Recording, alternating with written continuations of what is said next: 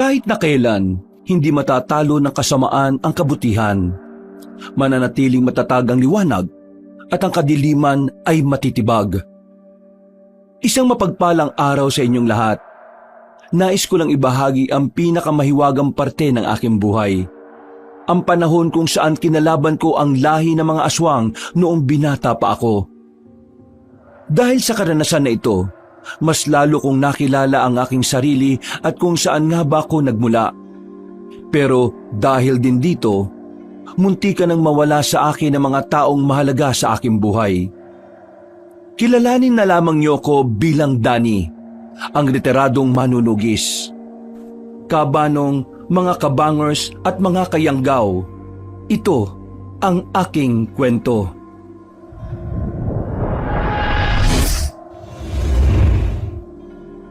Bago nga pala magsimula ang ating kwento, sana'y mapindot nyo muna ang subscribe button at ang notification bell para lagi kayong nanonotify pag may bago tayong mga kwento. At huwag nyo rin kalilimutan mag-like at comment. Napakalaking tulong po ito sa ating channel para mas makapagatid pa kami sa inyo ng mga magaganda at mga nakakapangilabot na mga kwento. At ngayon, sa ating pagpapatuloy. Espila! Espila! Lumabas ka nga dyan! Ay, ano bang problema mo, Anad? Kaaga-aga naman nagsisigaw ka na naman dyan. Ikaw ha? Namumuro ka na sa akin ha? Ha? Ano naman ang kasalanan ko sa iyo? Hindi naman kita inaano dyan ha? Ano yung nalalaman ko na kinukonsinti mo yung pagiging bakla ng anak ko? Ha? Ha? Ano kinukonsinte? Sino nagsabi sa iyo niyan? Ang sabi nila Marites, narinig ka nila na sinasabi mo kay Brando na ayos lang maging bakla at walang masama sa pagiging bakla. Sino ka ba para konsintihin ang pagiging salot niya? Ha? Yung ba ang kinagagalit mo? Sus, totoo naman na walang masama sa pagiging bakla, Onad. Ang mga tao lang naman ang masasama yung tingin sa mga bakla. Nakakamatay ba ang pagiging bakla, Onad? Hindi naman, di ba? Sinabi ko kay Brando na walang masama maging bakla. Ang mahalaga, wala siyang tinatapakan o inaagrabyadong tao. Ano pinagsasasabi mo? Nakakamatay ang pagiging bakla, baka hindi mo lang alam. At sa papanong paraan, Aber? Basta, ayoko maging bakla ang anak ko. At ikaw, tigilan mo na ang pakikipag-usap mo sa kanya dahil nilalason mo ang utak niya. Hindi siya bakla, barako siya.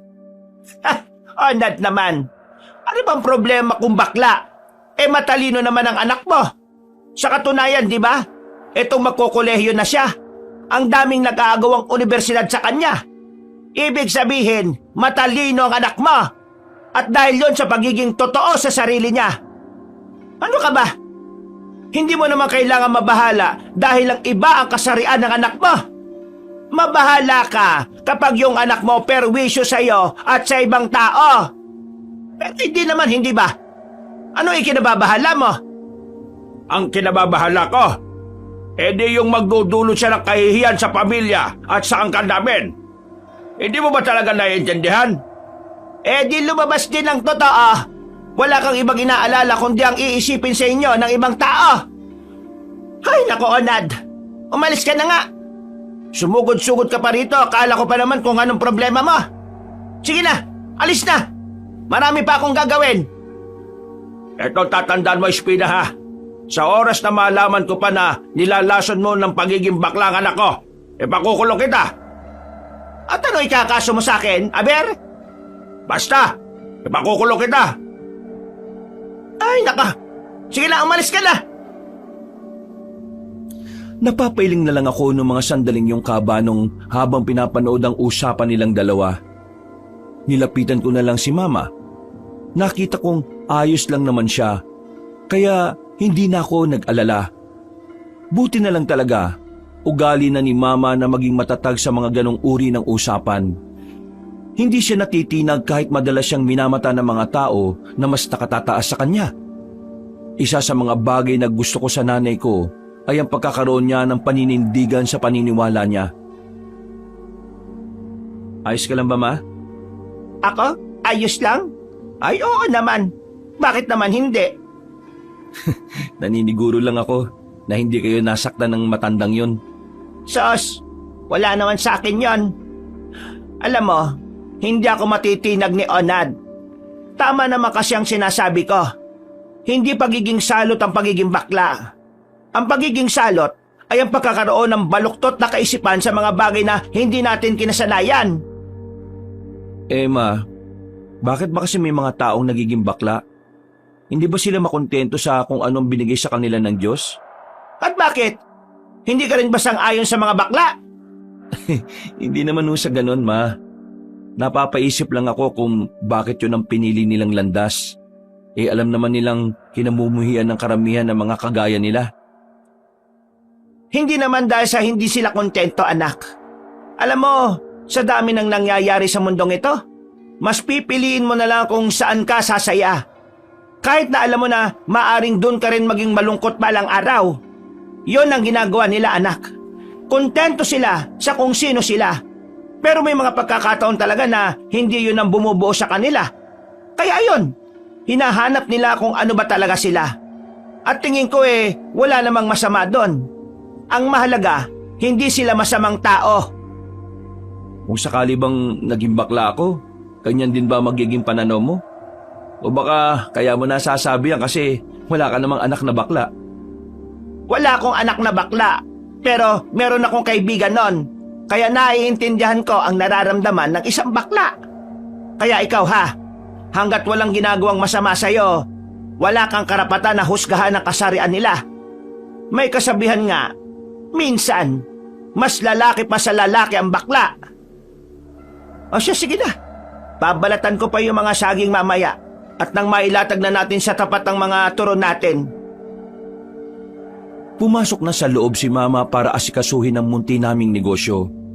Nagtitinda kasi kami ng turon sa tapat ng bahay namin. Isa yun sa naging hanap buhay at pinagkukunan namin ng pangkabuhayan. Malakas-lakas din naman ang turon sa amin. Meron din kaming mga kakilala na inaasahan namin sa paglalako. Kaya kahit nasa bahay lang kami, kumikita pa rin kami. Bandang hapon, nakahanda na ang mga turon. Pagtikim ko sa turon ay napapikit ako sa sarap. Sakto lang ang pagkakatamis. Hindi rin matigas ang saging. Nailaga siya na maayos. Ihanda mo na mga bilao dyan Paparating na si Boyet at Nene. Si Gemma naman bukas na raw maglalako kasi masama ang pakiramdam. Ma, ako na lang kaya maglako ngayon ng isang bilao. Sayang din kasi. Hindi na, anak. May nilalatag naman tayo dyan sa tapat kaya hindi mo na kailangang gumala-gala pa. Kaya nga tayo nagkaroon ng tagalako Ayos lang, Ma. Wala naman pa akong ginagawa rito sa bahay. Kaysa naman nakaupo lang ko dyan sa tapat. Gagalaw-galaw din ako para may mapaglibangan din ako habang inihintay ko pa yung tawag sa trabaho sa Maynila. Sinasabi mo bang gagawin mong regular ang paglalako ng turon? Bakit naman hindi? Turon kaya ang nagpatapos sa akin sa kolehiyo. Hindi ka ba nahihiya na nagtapos ka ng kolehiyo tapos makikita ka ng mga dati mong kaklase na nagtitinda lang ng turon? Bakit naman ako mahihiya? Nagtatrabaho naman ako ng marangal. Ang mahalaga, wala akong tinatapakan at inaagrabyadong tao. Siya sige, sabi mo Inihanda na namin ang mga turon na ititinda sa tapat at ang ilalako ni Boyet at Nene. Ang isang bilao, kinuha ko at saka inilako sa labas. Sa unang street pa lang ay meron ng mga bumili sa akin. May mga nakakakilala rin naman kasi sa akin kahit na hindi naman ako madalas gumala. Uy, pre! Oh, Vito! Ano yan? Turon, tara bili ka. Turon. Busog pa ako Kakakain ko lang sa bahay. Naglalako ka rin pala niyan ngayon? Oo boring na ako. Tagal tumawag ng trabaho sa Maynila Tinutulungan ko na lang muna si Mama habang wala pa akong ginagawa. Ang bait-bait mo naman palang anak. Siyempre naman pero anong kailangan mo kung hindi ka naman bibili? Pwede ka bang sumama sa amin mamayang gabi? Sumama saan? Bakit gabi? Pagka maingay sa sasabihin ko Mangako kang wala kang pagsasabihan. Walang iya. Nagdodroga ka na ba? Baliw! Hindi no! Nagnanakaw ka na? Ha? Mas lalong hindi! Eh ano nga ba kasi? Si Tropa, si Brando, may sinalihan kasi siya. Na alin? Sindikato? Para ka namang siraulong kausap eh. Sige na nga kasi, pabitin ka pa eh. Meron kasi siyang sinalihan na Miss Gay. Alam mo naman na hindi pwedeng malaman ni Mang Onad yun, di ba? Baka pwedeng sumama kang manood. Wala kasing manonood sa kanya eh. Malaki-laki raw ang premyo. Sayang naman kung hindi siya mananalo. Kailangan ba talaga ng may nanonood? Aba oo naman, para naman ganahan siyang rumampa, di ba? Para may audience impact. O sige. Ano bang oras yan? Ayos! Mga bandang 9:00 dapat nasa bayan na tayo. Ay, siya nga pala. Kasama rin natin si Eping. Nakakausap ko na siya. Di sige, mas maganda yan. Pero pre, tanong ko lang napapansin ko kasi sobra yung pagiging mabait mo kay Brando May namamagitan ba sa inyong dalawa? Ha? Wala buang. Tinutulungan ko lang siya kasi ako lang naman ang kaibigan na meron siya eh. At saka, mga bata pa lang kami, pagkaibigan na kami. Bago ko pa kayo makilala ni Eping. Kami talaga yung lagi magkasama nun. Oo nga naman pala. O paano? Mamayang gabi Nang umalis na si Vito, ay ipinagpatuloy ko na ang paglalako ng turon. Mga bandang 5:00 pa lang ay naubos na ang tinda ko. Pinuntahan ko rin kasi ang 2 baryo na malapit lang din naman sa amin. Mabilis na ang mga oras. Sumapit na rin ang gabi at nagpaalam ako kay Mama at pinayagan naman niya ako. Pinuntahan ko kagad si Vito. Nakasalubong ko naman siya na kasama na si Epeng. Kailangan na natin magmadali. Siguradong nasa bayan na si Brando. Kailangan ko ba talaga sumama? Oo naman, para kumpleto tayong 3. Sama ka na. Kaysa naman nakikipagsuntukan ka lang sa bilyaran kasi wala ka namang maibayad sa pusta. Nakipagsuntukan na naman to? Oo, may dayo kasi kanina tapos hinamon niya ng laro. Wala naman pala siyang pera. Ang tawag doon, pakikipagsapalaran, diskarte. Buang ka. Mapapahama ka sa ginagawa mo eh. Ayos lang. Kaya ko naman ang sarili ko eh. Bakit kaya walang dumadaan na tricycle ngayon? Kanina pa tayo dito sa gilid ng kalsada pero saka naman walang naadaan. 8:00 na rin kasi. Alam mo naman kapag ganitong oras mga tricycle dito sa atin gumagarahe na. Lakarin na lang natin papuntang terminal. Maaga pa naman 20 minutos lakaran lang papuntang terminal. O sige, tara. Sige, tara. Kaysa abutin tayo ng siyam-siyam dito. Hindi pa kami nakakalayo ay nakasalubong naman namin si Mampulong, ang matandang palagi naming nakikita sa gubat para manguha ng mga tuyong kahoy. Ginagawa niya kasi yung uling na siya rin naman niyang binebenta. Hindi ko siya gaanong kilala dahil bago pa lang siya sa amin. Sa pagkakatanda ko, mag-1 taon pa lang siya sa baryo. Mga iha, saan ang punta ninyo? Ay, sa bayan po. Wala kasi kaming masakyan kaya lalakarin na lang namin papuntang terminal. Ang mga tricycle kasi na umaabot dito sa atin ay hindi na muna tumutuloy rito. Kaya yan, kapag ganitong oras walang masakyan. Hindi tumutuloy? Bakit? Nangyari? Hindi ba nakakarating sa inyo ang kwento-kwento? Alin pong kwento? May isang tricycle driver kagabi na napaliko at napabalik kasi meron daw siyang nakitang malaking aso. Kulay itim. Yung tangkad hanggang dito, hanggang dibdib ko. Tapos, namumula raw ang mga mata ng aso at umaangil ng malakas. Ang sabi naman nila, aswang daw. Aswang? Oo, aswang. Kaya nga natakot yung tricycle driver. Kumabig. Kinuwento niya sa mga kasabahan niya. Kaya ngayon, hanggang terminal na lang sila. Hindi na sila nadiretso dito sa atin. Bata pa tayo nung may huling aswang na namataan dito sa atin Meron na naman pala ngayon? Hindi naman siguro nawawala ang mga yan. Sadyang hindi lang talaga natin sila makita kasi parang tao na rin sila kung mamuhay. Pero kung maglalakad pala kayo, heto, dalhin nyo ito. Ano yan? Mga pinatuyong dahon ng makahiya. Mabisang pangontra sa aswang. Kapag hawak nyo yan, mag-aalangan silang lumapit. Sige na, dalhin nyo na. Wala namang masama kung maniniwala. Kinuha ni Vito ang maliit na supot ng tela kung saan nasa loob ang makahiya. Nagpasalamat din naman kami sa kanya. Alam ko naman na hindi 100% na naniniwala kayong may aswang. Pero mga iho, totoo sila.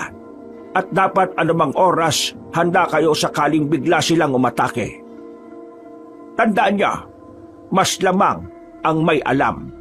At ang mga taong mangmang, sila ang unang napapahamak. Sige ho, maraming salamat po. Kung sakali mang makasalubong namin ng aswang meron na kaming proteksyon. Huwag niyong hahayaan na mabasa ang makahiya.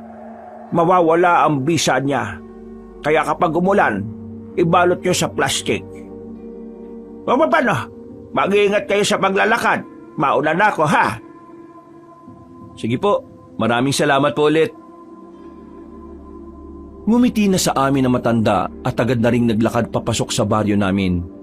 Kami naman ay sinimulan na rin ang paglalakad. Habang nasa gilid kami ng kalsada, hindi namin maiwasan na hindi mag-isip ng kung ano-ano. Kapag may nakaluskos, para kami mga batang nagsisiksikan sa isa't isa. Huwag na kaya tayong tumuloy. Hindi pwede. Nakapagsabi na ako kay Brando kaya siguradong aasahan niya tayo. Hindi ka ba kinakabahan? Kinakabahan din malamang. Basta para kay Brando, mawawala ang kaba. Buwang ka yata Binilisan na lang namin ang paglalakad. Makalipas lang ang halos 20 minutos, natanaw na rin namin ang terminal. Nakahinga na rin kami ng maluwag. Pagdating namin doon, ay para kaming nabunutan ng tinik. Noong mga oras na yon, Kaabanong, pinagpalagay namin na ang daladala naming tuyong makahiya ay ang siyang nagbigay sa amin ng proteksyon para hindi mabiktima ng mga aswang. Nakasakay naman na kami sa tricycle at nakarating sa bayan. Agad kaming tumungo sa pinaggaganapan ng programa. Naabutan namin na si Brando na ang aakyat sa stage. Pambabae na ang suot niya. Sa isip-isip ko, kakaiba talaga ang saya ni Brando kapag nailalad niya kung sino at ano siya. Pero sa kabilang banda, naisip ko rin na kapag nalaman yun ni Mang Onad, baka matalang niya ang walang latay sa kanya. Tumingin sa amin si Brando nang makita niya kami sa gilid. Kumuhay naman kami sa kanya para palakasin ang kanyang loob.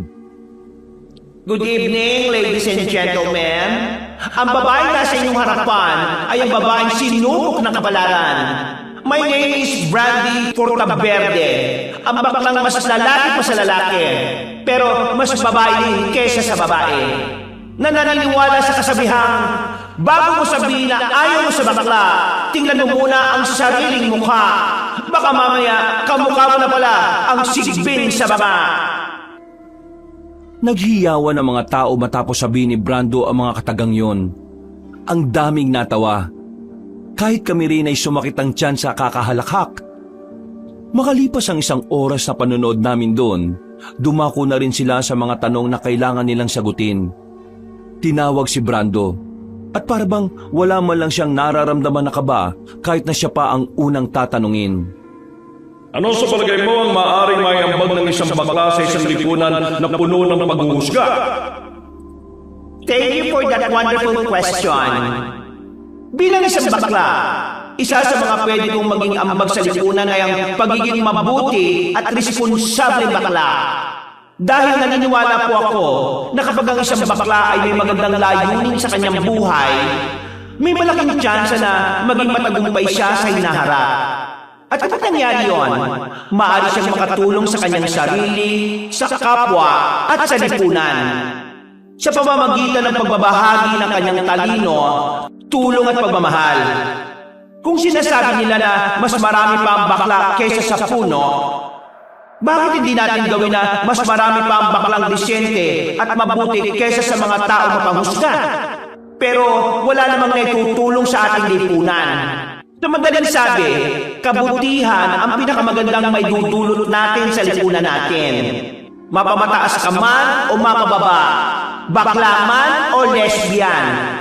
Kabutihan ang dapat nananaig sa mundong ito para maging maunlad ang ating mga buhay. Yun lamang and I thank you! Nagsigawan at naghiyawan na naman ang mga tao. Dinig na dinig din ang mga palakpakan nila. Nang tingnan ko naman si Vito, nakita ko na parabang naiiyak na siya. Kahit na hindi ko naman gaanong kaklose si Brando, parang bigla akong naging proud. Kakaiba ang saya na naidulot niya sa mga tao. Napakatalino ng sagot niya dahil lahat ng sinabi niya ay totoo at makabuluhan. Nang matapos na ang patimpalak ng mga bakla, ay tinanghal na panalo si Brando. Sobrang saya niya. Doon ko mas lalong napatunayan ang sinabi ni Mama na walang masama sa pagiging bakla. Ang mahalaga ay nangingibabaw ang kabutihan sa iyong puso. Oy, mga boylet! Thank you ah! Salamat talaga! Kayo lang ang gumora dite. Wala kasi bang supporter dito eh.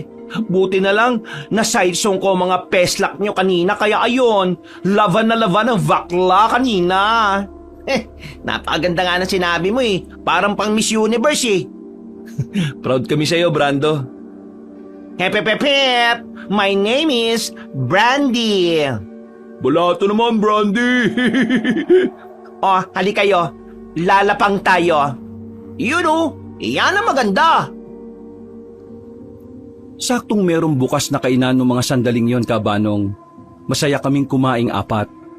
Pagkatapos, nagpalit na muna si Brando ng damit para hindi malaman ng tatay niya kung ano ang sinalihan niya. Bandang 12:00 na ng gabi na makarating na kami ng baryo, nagpaalam na si Brando sa amin. Habang naglalakad, hindi pa rin namin makalimutan ang mga salitaan ni Brando habang nasa entablado. Matalino kasi talaga si Brando kaya nasagot niya na maayos yung tanong kanina eh. Kaya nga eh. Ilang paso ba naman niya yung mga kalaban niya? Ikaw, Vito, sigurado ka bang wala kang gusto kay Brando? Nakita kita kanina eh. Sobrang saya mo. Tapos, naiyak ka pa nga. Tears of joy ba yung tawag doon? Umamin ka na ha. Tayo-tayo lang naman eh. Baliw! Parang kapatid ang turing ko kay Brando. Tumigil ka nga. Gumagawa ka ng issue eh. Tinatanong lang naman kita eh. Eh di kung hindi, eh di hindi. Oo, tama na yan. Baka magkapikunan pa kayong dalawa. Ang mahalaga naman, nanalo si Brando. May pera siya.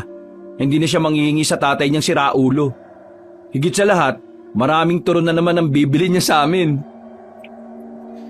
Nang matanaw ko na ang bahay namin, ay nagpaalam na rin ako sa kanila. Pagpasok ko sa bahay ay naabutan kong gising pa si Mama. Nagtatahi siya ng sira kong short. Ma, narito na ako. Ah, kumusta naman ang pinuntahan ninyo? Nanalo ba si Brando? Oo ma, nanalo siya. Ang galing nga ng sagot niya kanina eh. Talbog-talbog yung kalaban niya eh. Ang talino niya. Eh sinabi ko naman kasi sa'yo, matalinong tao yang si Brando. Ang tatay lang naman niyang may problema eh. Ang laki ng premyo ma. Baka naman hindi pa matuwa si Mang Onad niyan. Ay naka, wag na wag niyong ipapaalam sa tatay niya kung ayaw niyang masaktan. Ay, siya nga pala ma. May ilalako pa ba tayo bukas? Naka, wala. Hindi ako nakabili ng saging. Sarado kanina sa binibilhan ko eh. Masama rin kasi ang panahon kaya baka hindi rin sila nakaangkat.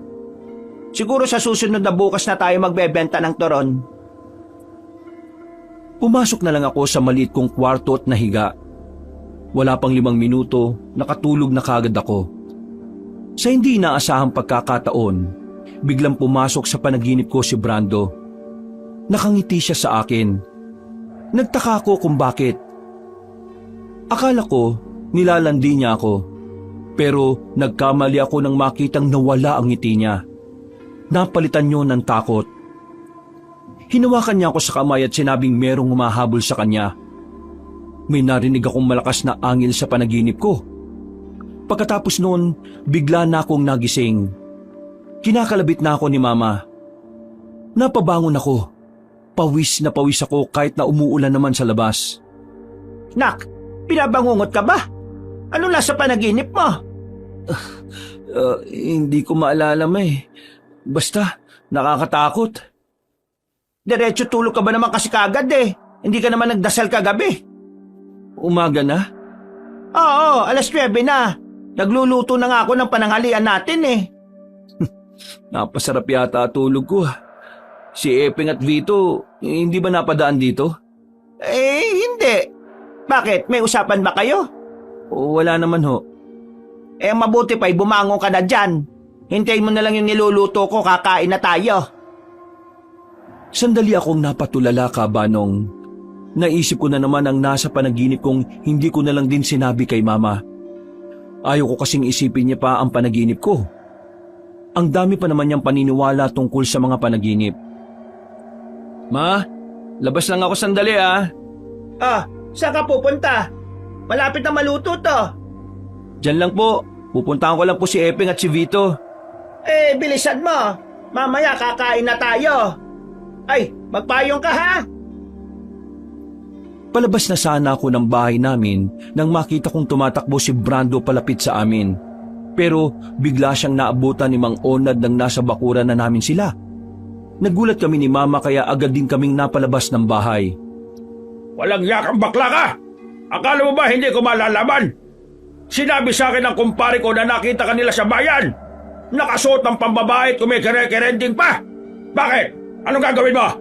Magpapakampi ka sa kanila? Pudra naman. Bakit ba ayaw mo na lang, Akis, maging happy-happy? Sige na, Pudra, Happy-happy?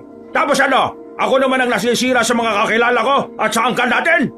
Tumigil ka na sa kabaklaan mo, Brando! Umayos ka! Magpakalalaki ka! Ikaw lang ang nag-iisang anak ko!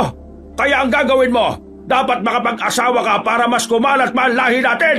Are ko naman, Pudra! Don't hila-hila my hair naman! Anad, tigilan mo nga yung ginagawa mo sa anak mo! Alam kong ayaw mo sa kasarian ng anak mo pero hindi rin naman tama kung mananakit ka ng ganyan! Manahimik ka, Espina! Wala kang pakialam! Problema ng mag-ama to! Wala kang karapatang makisali dito! Anong walang karapatan? Nasa loob kayo ng bakuran namin! At bilang isang residente sa baryo na ito na ayaw sa karahasan, may karapatan akong sawayin ka dahil hindi tama ang ginagawa mo! Kura ka dyan, Mother Earth! Walang puwang sa universe ang violence! No sa karahasan! Yes for peace! Tumigil ka sa pagsasalita mo ng bakla! Ikaw talaga, Brando, babangaso ko talaga ng malala yung mukha mo nang magtanda ka eh!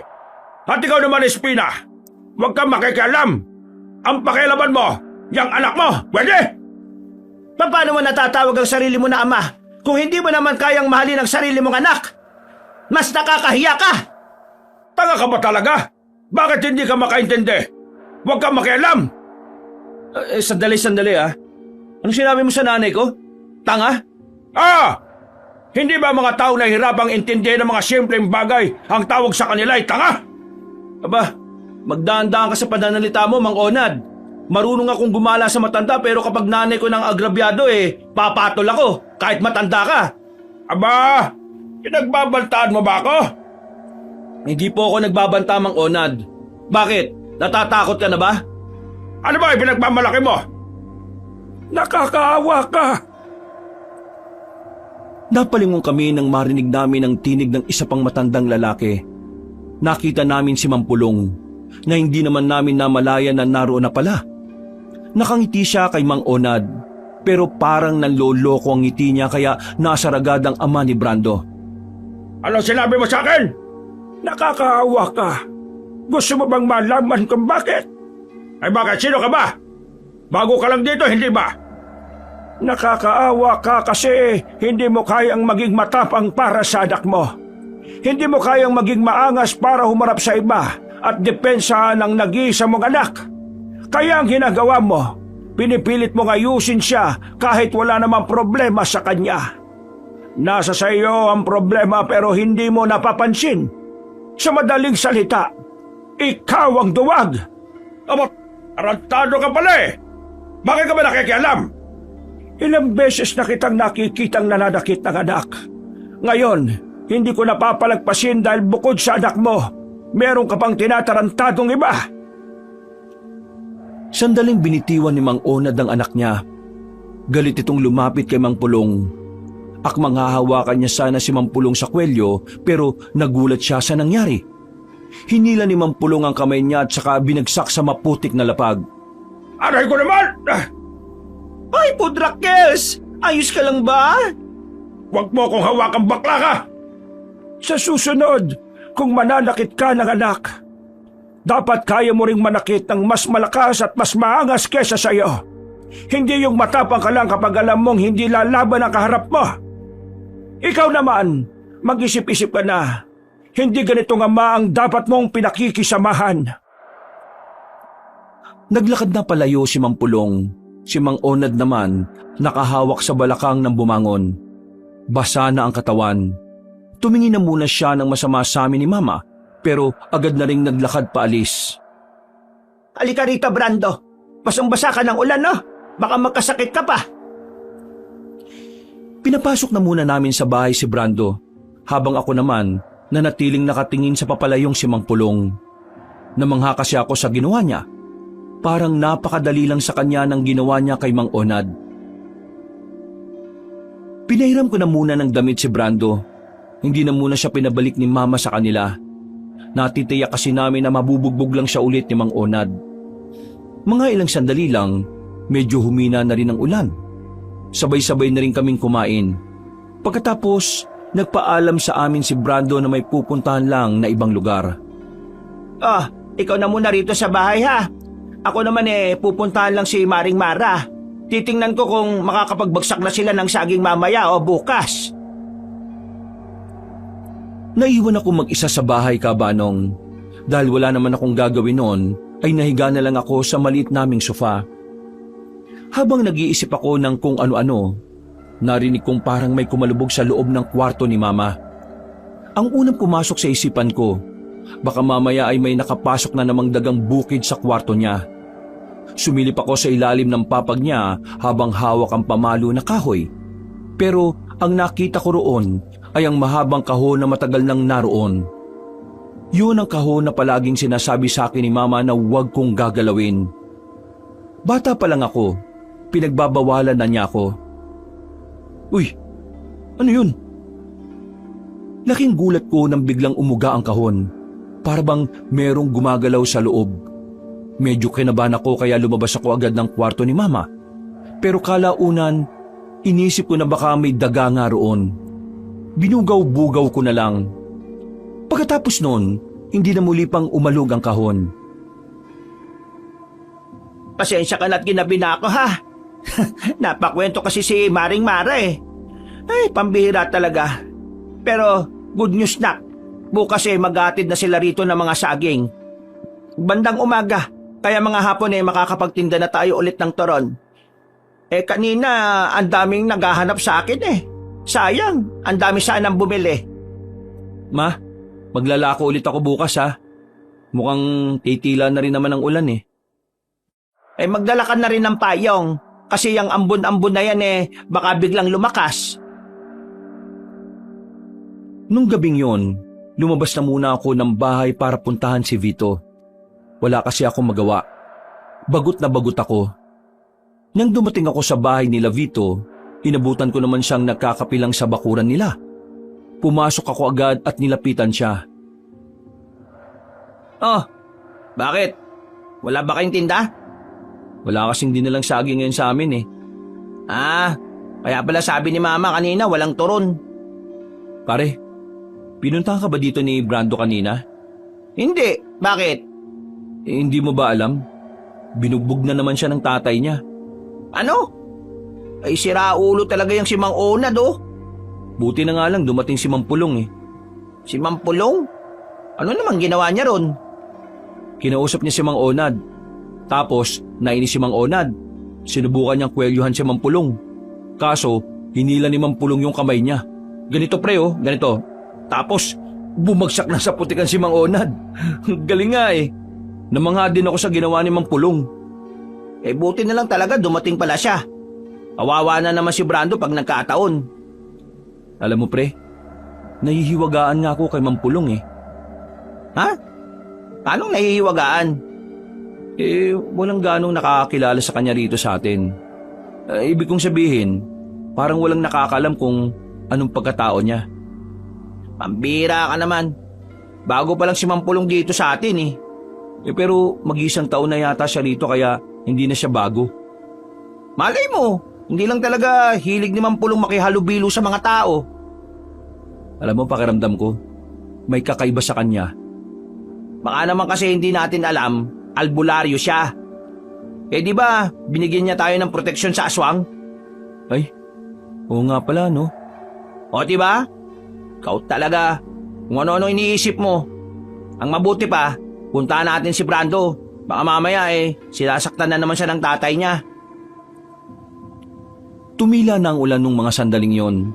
Nang makarating na kami sa bahay nila Brando, si Mang Onad ang inabutan namin sa bakuran. Aalis na sana kami pero nakita na niya kami sa gilid. Lumabas siya at agad kaming kinastigo. Ay, kayong dalawa. Alam kong alam nyo kung nasaan si Brando. Sabihin nyo na sa akin. Wala ho nga kaming alam eh. Nandito nga po sana kami para kausapin si Brando. Anong walang alam? Imposible. Lalo ka na. Ano nga ba pangalan mo? Vito? Di ba madalas kang kasama ng anak ko? Sabihin mo sa akin kung nasaan siya. Pasensya na po talaga pero wala po talaga akong nalalaman kung nasaan siya. Hinahanap nga po namin siya eh. Baka sinungaling. Ano bang napapala nyo sa pakikialam ninyo? Kaibigan po kasi namin ng anak nyo. At bilang kaibigan, tungkulin din namin na proteksyonan sa mga taong nananakit sa kanya. Tungkulin din namin na proteksyonan siya sa mga taong nananakit sa kanya. Nagpaparinig ka ba? Oh, ayun na si Brando. Oh. Dumating si Brando pero hindi ito nagsalita. Tumingin lang siya sa amin sandali. Ang kanyang muka'y nababahala, para bang takot na takot, namumutla. Mabilis siyang pumasok sa bahay nila nang di man lang hinihintay ang tatay niya. Ay Brando! Kinakausap ba kita? Huwag mo akong talikuran! Pre, hindi tayo pwedeng pumasok dyan, baka makasuhan pa tayong trespassing. Bumuntong hininga na lang si Vito. Kahit gustuhin namin kausapin si Brando ay wala rin naman kaming magagawa. Habang naglalakad, hindi mawala-wala sa isipan ko ang reaksyon ng mukha ni Brando. Bagay na gumugulo din sa isip ni Vito. Nakita mo ba kanina? Parang takot na takot si Brando. Oo nga eh, napansin ko rin yan. Nagtataka nga rin ako. Para siyang may kinatatakutan eh. Kapag nagkaroon ako ng pagkakataon, itatanong ko sa kanya kung anong problema. Umuwi na lang kami nung sandaling yon. Maraming araw pa ang nakalipas. Gumanda-ganda na rin ang panahon. Kaya naman marami-rami na rin kaming nabebenta. Sa mga nakalipas na araw, himalang hindi namin nakikita si Brando sa labas. Isang bagay na nakakapanibago sa kanya. Ang sabi kasi ni Vito, imposibleng pumirmi sa bahay si Brando dahil mahilig talaga itong rumampa o gumala. Baka naman kasi hindi pinapalabas ng tatay niyang buang. Puntahan kaya natin. Baka mamaya kung ano nang nangyari dun. Nag-aalala na nga rin ako eh. Ang huli kong kita sa kanya, nakadungaw lang siya sa bintana. Isauli ko lang sa bahay itong tray tapos puntahan natin si Brando. Para masagot ang mga katanungan sa utak namin, agad na kaming nagtungo sa bahay nila Brando.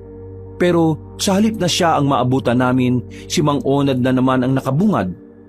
Naririnig na naman ang malakas at pagalit niyang boses. Anong ginagawa niyo rito? Gusto lang po sana namin makausap si Brando. Kayo ang kakausapin ko. Ano nangyari sa baklang yon, ha? Nangyari? Bakit? Ano po problema? Alam problema? Wala kayong alam? Kaibigan kayo, hindi ba? Ilang araw nga po namin hindi nakakausap si Brando eh. Parang hindi nga po gumagala. Di talaga gumagala. Alam niyo kung bakit? Kasi magdadalawang linggo na yung nasa loob ng bahay. Ayaw lumabas. Nagbumukmok. Magtapat nga kayo sa aking tatlo. Sino ang kalandian niya sa inyo? Anong ginawa niya? Bilasted niya? Tignan niyo, ayaw nang lumabas.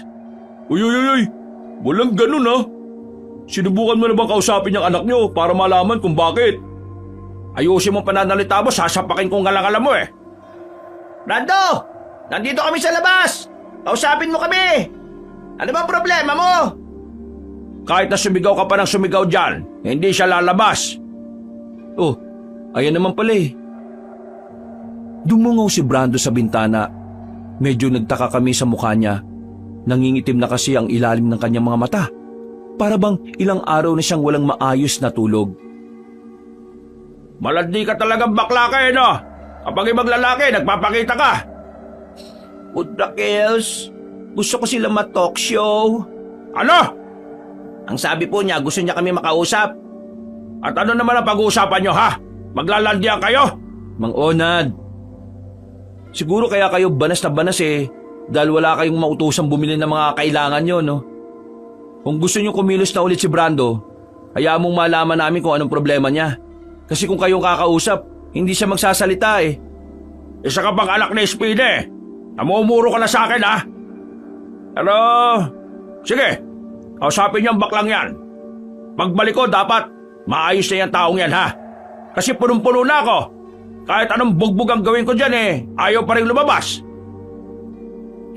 Umalis si Mang Onad. Sinamantala na namin ang pagkakataon na lumapit sa kanya. Pagpasok namin sa kwarto niya, bumungad agad ang mga kalat sa lapag. Parang napabayaan niya talaga ang kanyang sarili. Ano ba problema, Brando? Bigla ka na lang naging ganito. Nung huling kita ko sa'yo nung gabing umuwi ka eh, ayos ka lang nun, di ba? Tingnan mo, oh. Kaibigan mo na rin kami ni Danny. Kaya dapat magsabi ka.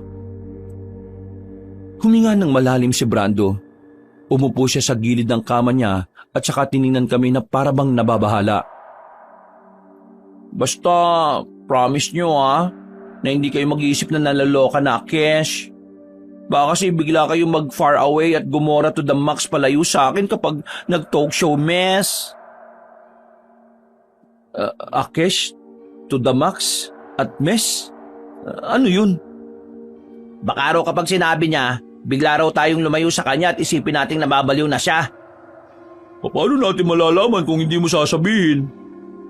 O sige, mag-listen muna kayo Let us begin ang talk show ng bading. Ganito kasi, that day na na-jombag akes ni Pudang, gumora aki sa gubat. Ang sabi kasi nila, environment is the best medicine pag magulo ang brain cells. Kaya yun, gumora ako sa forest para ang utak ay makarest. Kaso, naligaw-ligaw akes. Kaloka. Inabot ako ng evening. And then... Biglang tumigil si Brando sa pagkwento niya. Nakita namin sa mukha niya matinding takot. Nanginginig din ang mga kamay niya ng bahagya. Kaya pinainom na muna namin siya ng tubig. Nang kumalma na siya, ay sa kanya itinuloy ang kwento niya. May mga na-sight song akong hindi ka nais-nais. Creepy much. Kaloka. Pero at the same time, nakakatakot. Nakakatakot? Paano nakakatakot? Naniniwala ba kayo sa mga aswang? Nagkatinginan kami sa tanong na yon ni Brando. Hindi kasi namin inaasahan na yon ang lalabas sa bibig niya. Bakit? Anong meron sa aswang? Nakita mo ba sila? Mga aswangit ang nasa itsong ko noon. Mga nakajombay lang sila. Ano naman yung jombay? Bombay? Hindi. Nakatambay sila. Nakatambay lang sila. Pero yung mga peslak nila, kakaiba. Very long yung dila nila. And then, gumanito sila Rar! Rar! Ibig sabihin, kaya hindi ka lumalabas ng bahay? Nag-follow sila sa akin hanggang sa bungad ng baryo. I'm scared to the max. What if hanapin nila Akesh? What if angry sila sa Akesh kasi nalaman ko na sila ay real na real? What if itegi boom-boom nila Akesh because may nose na Akesh? Teka. Tegi boom-boom patay? Patayin? Correct! Kung aswang nakita mo, meron akong kilala na pwede natin makausap tungkol dyan. Sino? Si Mang Pulong. Matapos namin mag-usap-usap doon, sa wakas ay nakumbinsi na rin namin si Brando na lumabas ng bahay. Pinuntahan namin si Mampulong sa bahay nito. Mabuti na lang talaga at walang ginagawa si Mampulong ng mga sandaling yon. Wala kaming sinayang na sandali. Agad namin siyang kinausap. Ano't narito kayo? May kailangan ba kayo sa akin? Mampulong, meron lang sana kaming sasabihin sa inyo. Baka lang naman may nalalaman kayo. Sige. Pumasok muna kayo sa bakuran ko. Ano ba ang gusto niyong sabihin? Itong kaibigan kasi namin, meron siyang nakitang aswang sa gubat. Aswang? Nako, saan mo nakita? Sa gilid po ng river, nakatambay lang sila eh. Kaso, nag-follow sila sa Akesh ng masaitsong ni Lami. Wala ba silang ginagawa? I don't know. Basta, nung masaitsong ko sila, nakatambay lang sila. Pero, gumaganito sila oh. Rawr! Rawr! Rawr! Totoong aswang nga ang nakita mo siguro. Hindi ito maganda. Ano po bang pwedeng gawin? Wala na yung makahiya eh. Nadurog na po sa sobrang tuyo. Bawang at asin. Yun yung nakita kong pangontra sa aswang base sa napapanood ko. Hindi. Kalokohan lang ang bawang at asin. Isa yun sa maling pagkakaunawa ng mga tao sa mga aswang.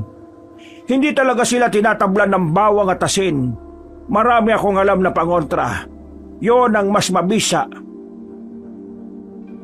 Mampulong, albularyo ka ba? Hindi ako albularyo, pero meron akong kilala. Sa kanya ako kumukuha ng mga ideya. Ano hong gagawin namin? Susundin niyo lahat ng sasabihin ko. Kapag sinunod niyo, walang makakalapit sa inyong aswang. Ipapakalat ko na rin sa ibang tungkol dito para makapaganda rin sila. Maraming sinabi sa amin si Mampulong tungkol sa mga pangontra sa aswang. Pero ang pinakamas mabisa raw at madali naming magagawa ay ang pagdadala ng dugo ng manok na nakalagay sa plastik. Isasabit daw namin sa bewang o kaya naman pwede ring gawing kwintas. Mabilis na kumalat sa buong baryo namin ng tungkol sa aswang. Pero walang nakakaalam na si Brando ang nakatuklas doon. Pinakalat na lang ni Mampulong na siya ang nakakita. Pinaniwalaan naman siya ng karamihan dahil kilala siya bilang matinong tao sa amin. Makalipas ang 4 na araw, halos lahat ng tao sa amin ay may daladala ng dugo ng manok. Nababalot na rin ng takot ang iba kahit na wala pang namamata ang aktwal na aswang. Bakit ayaw nyo ma? Yun naman daw ang mabisang pangontra sa mga aswang. Magkarap kami ni Mama sa hapagkainan nung tanghaling yon. Hindi ko maintindihan si Mama kung bakit ayaw niyang gumamit ng dugo ng manok bilang proteksyon sa aswang. Parang siya na nga lang ang walang daladalang ganon. Sapat na sa akin ang asin at bawang. Yon ang pinakamabisa. Hindi nga raw ho tumatalab sa mga aswang yun eh. At sino naman ang nagsabi niyan? Si Mampulong. Naniwala ka naman. Kasi meron daw siyang kilalang albularyo eh. Sa akin ka maniwala. Bakit ma?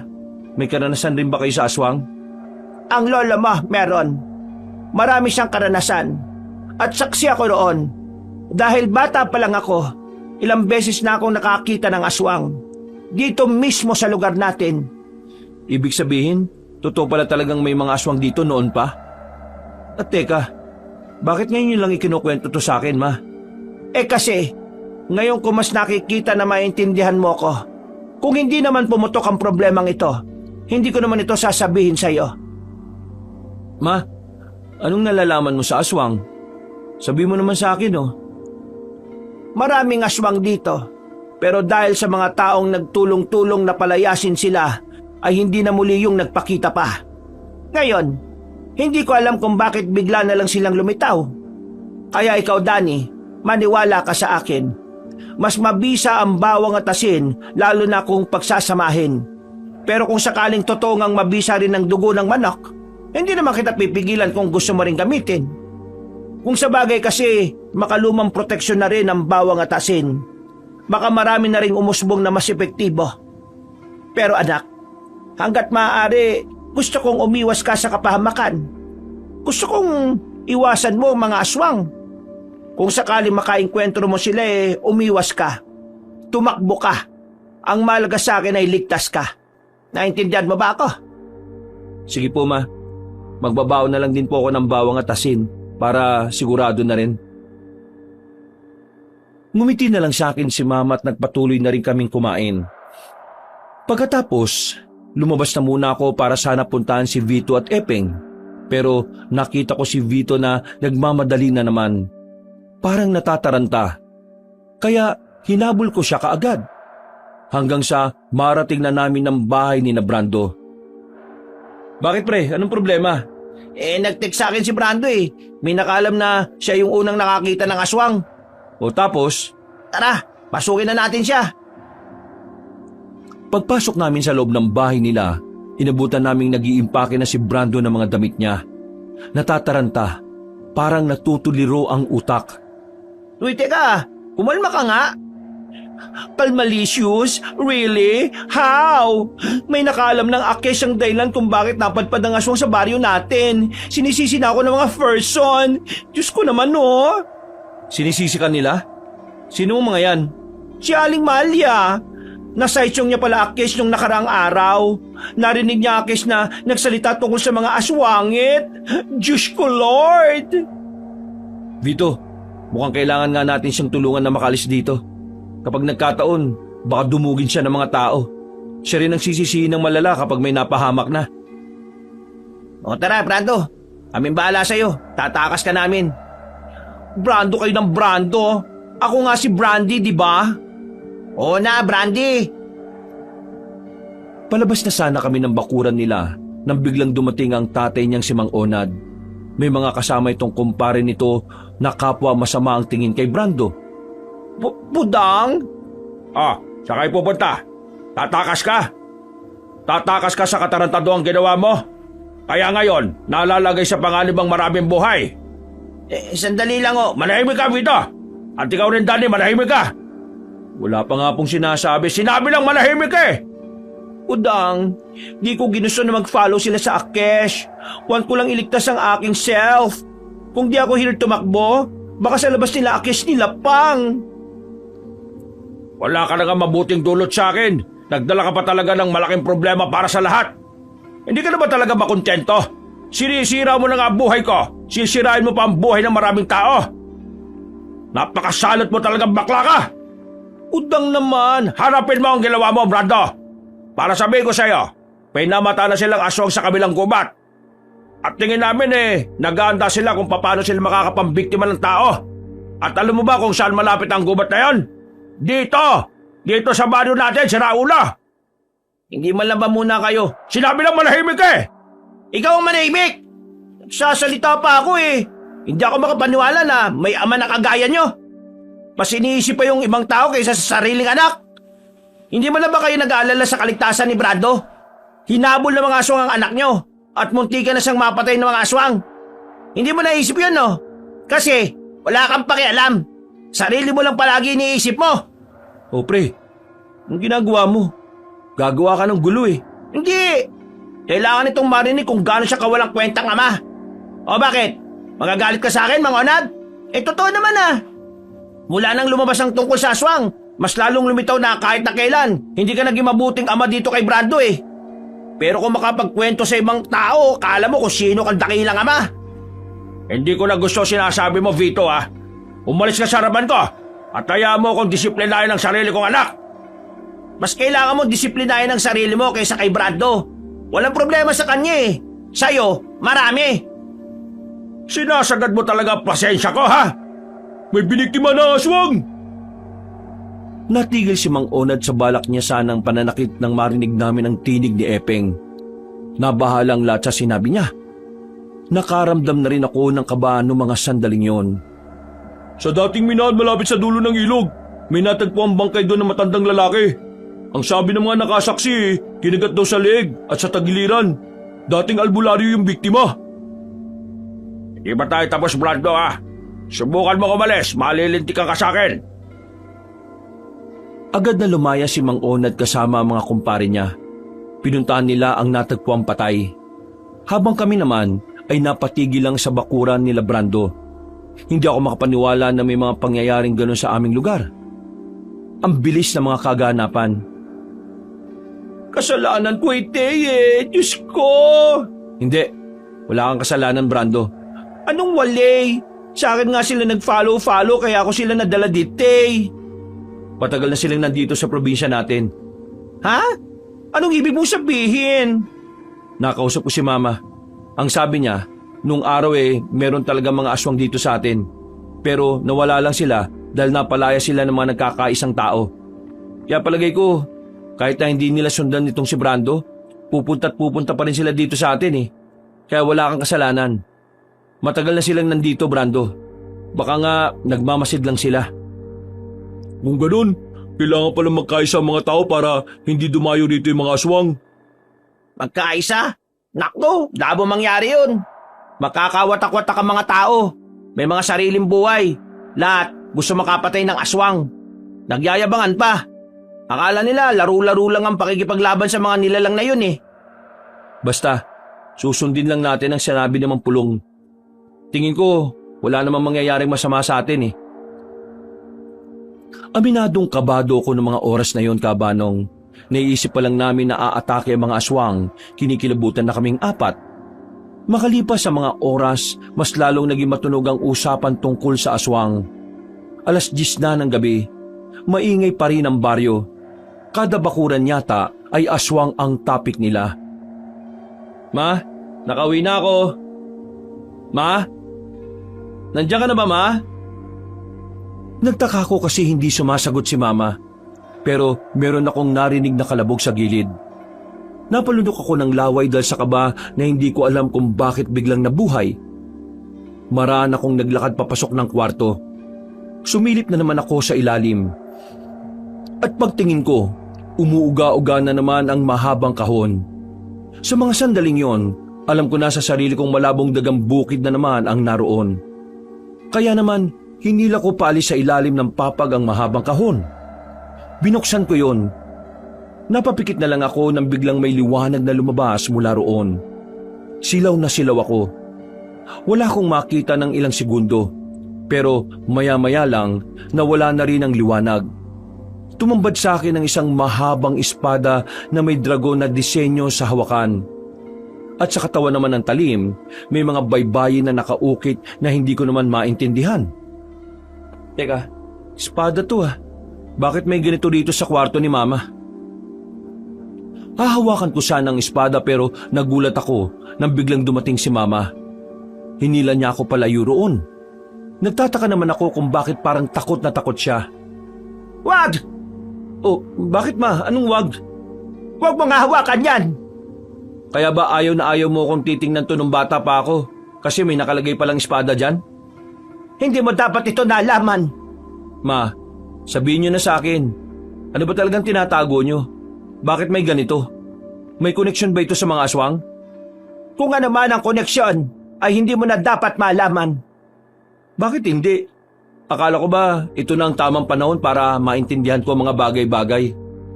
Ayaw mo bang magtiwala sa akin? Bakit ayaw mong ipahawak sa akin ang espadang yan? Dahil sa oras na mahawakan mo ang espadang yan, hindi ka na makakatras sa kapalaran na naghihintay sa iyo. Anong ibig niyo sabihin, Ma? Kapag ginawakan mo yan, ang espiritu ng espada ay magiging parte na rin ng pagkatao mo. Kikilalanin ka niya bilang bagong tagapangalaga. Kanino po ba yan, Nay? Yan ay pagmamay-ari ng lolo mo. Ang lolo mo ang tinatawag na sugo na kabutihan noong araw. Siya ang mga pumaslang sa mga aswang. Siya ang kumalaban noon. Pero hindi na niya naituloy ang tungkulin niya nang mamatay siya sa sakit. At mula noon, wala nang kahit na sinong nagmay-ari niyan dahil hindi sila kinikilala ng espada. Kaya ba ayaw mong ipahawak sa akin kasi ako na ang magmamay-ari niyan? Ganun na nga. Bakit ayaw niyo, Ma? Hindi ba dapat matuwa ka kasi...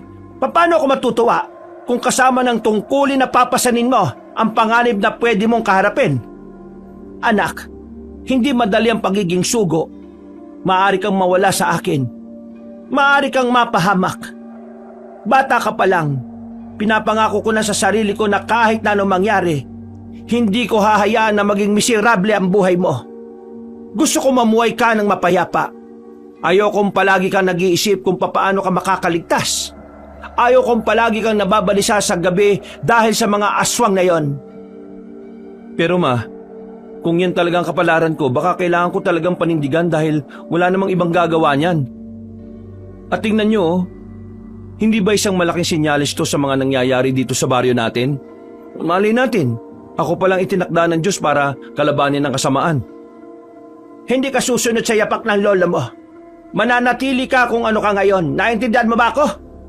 Pero ma, Naintindihan mo ba ako? mataas na ang boses ni Mama noong mga sandaling yon, Kabanong. Kaya napatango na lang ako. Bumuntong hininga na lang din ako. Hindi ko na lang ipinilit ang gusto ko.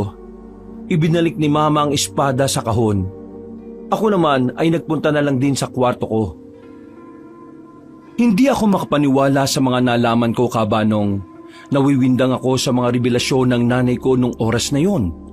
Wala kasi talaga akong kahit na anong clue na may ganun palang bagay sa angkan namin. Ang alam ko lang talaga noon, dating tanod si Lolo. At ang mga tiyuhin ko naman ay mga dating mga ngaso.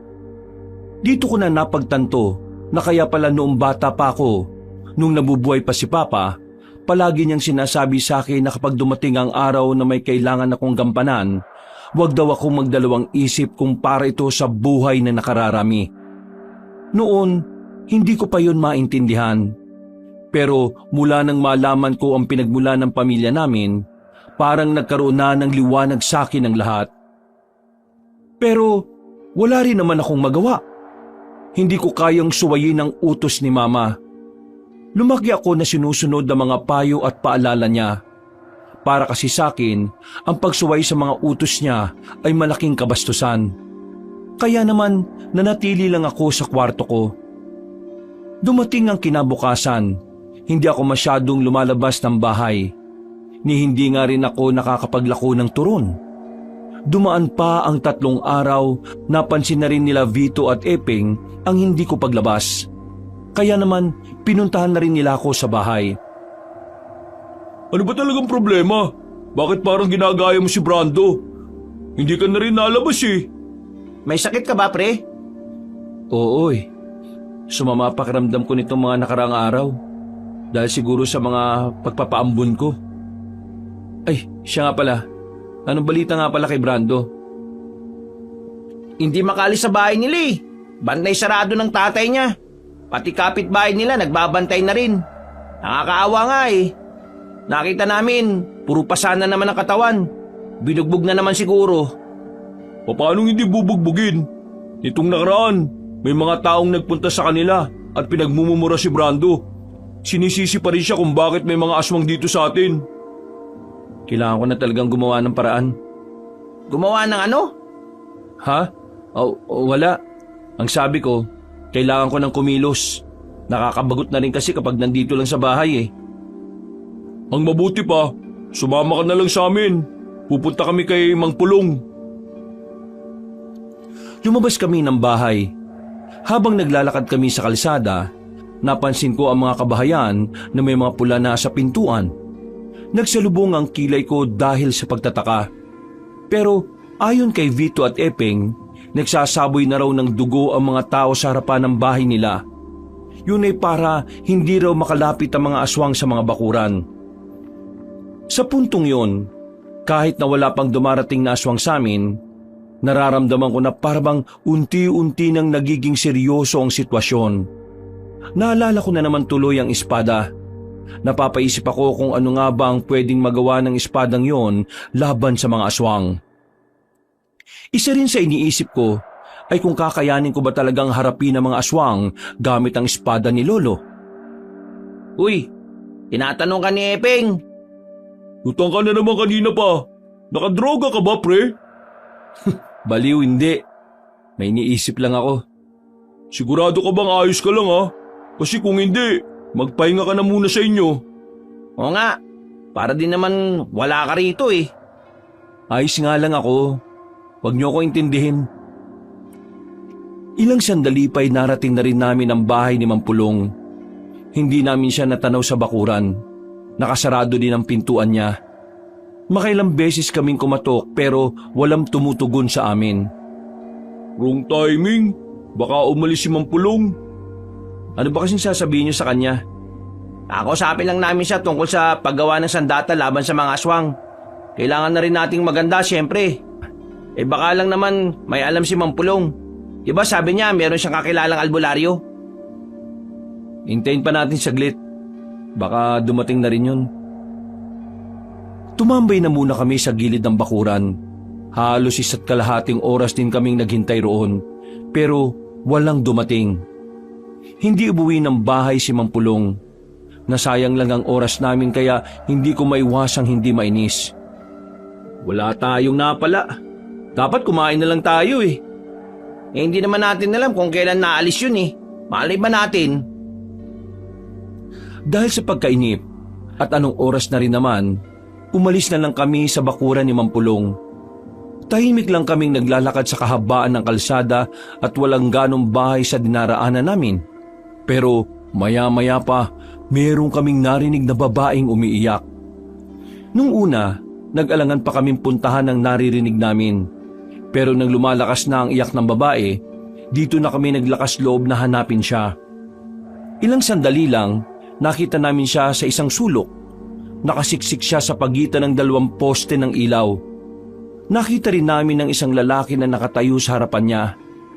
Pagharap sa amin ng lalaki, dito na namin napagtanto na aswang ang isang yon. Putik! Mga pre! Aswang yan! Yan ang gagawin natin ngayon. Palagan natin! Ha? Seryoso ka ba? Bakit? Kaya mo bang iwan yung babae? Pagtingin namin sa babae ay buntis pala siya. Iyak lang siya ng iyak. Habang ang aswang naman ay parang natatakam na siyang kainin. Kahit na nakakatakot at kahit na wala namang kaming karanasan sa pakikipaglaban sa nilalang na yon, hindi namin siya inatrasan. Kumuha kami ng bato sa gilid. Marahan kaming lumapit sa aswang. Akala namin kapag ginawa namin yon ay aatrasan niya kami dahil 3 kami. Pero nanatili lang siyang nakatayo. Uy, aswang! Lubayan mo na yung babaeng yan! Kami kalabanin mo! Oo nga, kami harapin mo. Wala namang laban sa iyo babaeng yan Wala yang pakialam sa inyo. Hindi naman kayo buntis Yung babaeng pakay niya. Kaya bago pa niya magawa ang gagawin niya, lusubin na natin. Tumakbo ako palapit sa aswang. Sinubukan kong ipalo sa kanyang hawak-hawak kong bato. Pero hindi siya tinamaan. Dumistansya lang siya ng kaunti. Sinamantala ko naman ang pagkakataon para harangan ng buntis. Kunin yung babae, bilis! Nang masiguro na namin na ligtas na ang babaeng buntis, hinarap ko ang aswang. Aminadong kabado ko noon kabanong, pero yun lang ang nakikita kong paraan para walang mapahamak sa amin. Mahigpit ang pagkakahawak ko sa bato, habang ang aswang naman ay pinahaba na ang kanyang mga kuko. Hindi nagtagal, mabilis na lumusob sa akin ang aswang. Sa sobrang bilis niya, hindi ko na siya nailagan. Tinamaan niya ako sa kaliwang braso. Nakaramdam agad ako ng kakaiba sa braso ko kaya napalayo din ako sa kanya. Laylay, parang manhid, hindi ko maigalaw.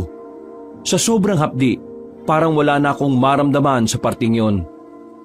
Epeng, tumakbo na kayo. Kami na bahala rito. Huwag kayo mamamatay ha! Pre, ayos ka lang? Oo, ayos lang ako. Pero namamanhid lang itong kaliwang braso ko. Hindi ko rin maigalaw Pero kakayanin ko pa rin.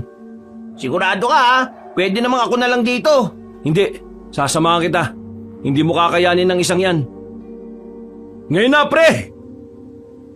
Nilapitan namin ang aswang. Sa mga sandaling yun ay nagawa na rin namin siyang patamaan.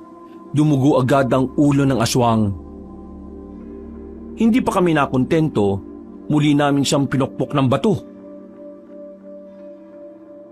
Tumalon siya palayo nang makaramdam na rin siya ng pagkahilo.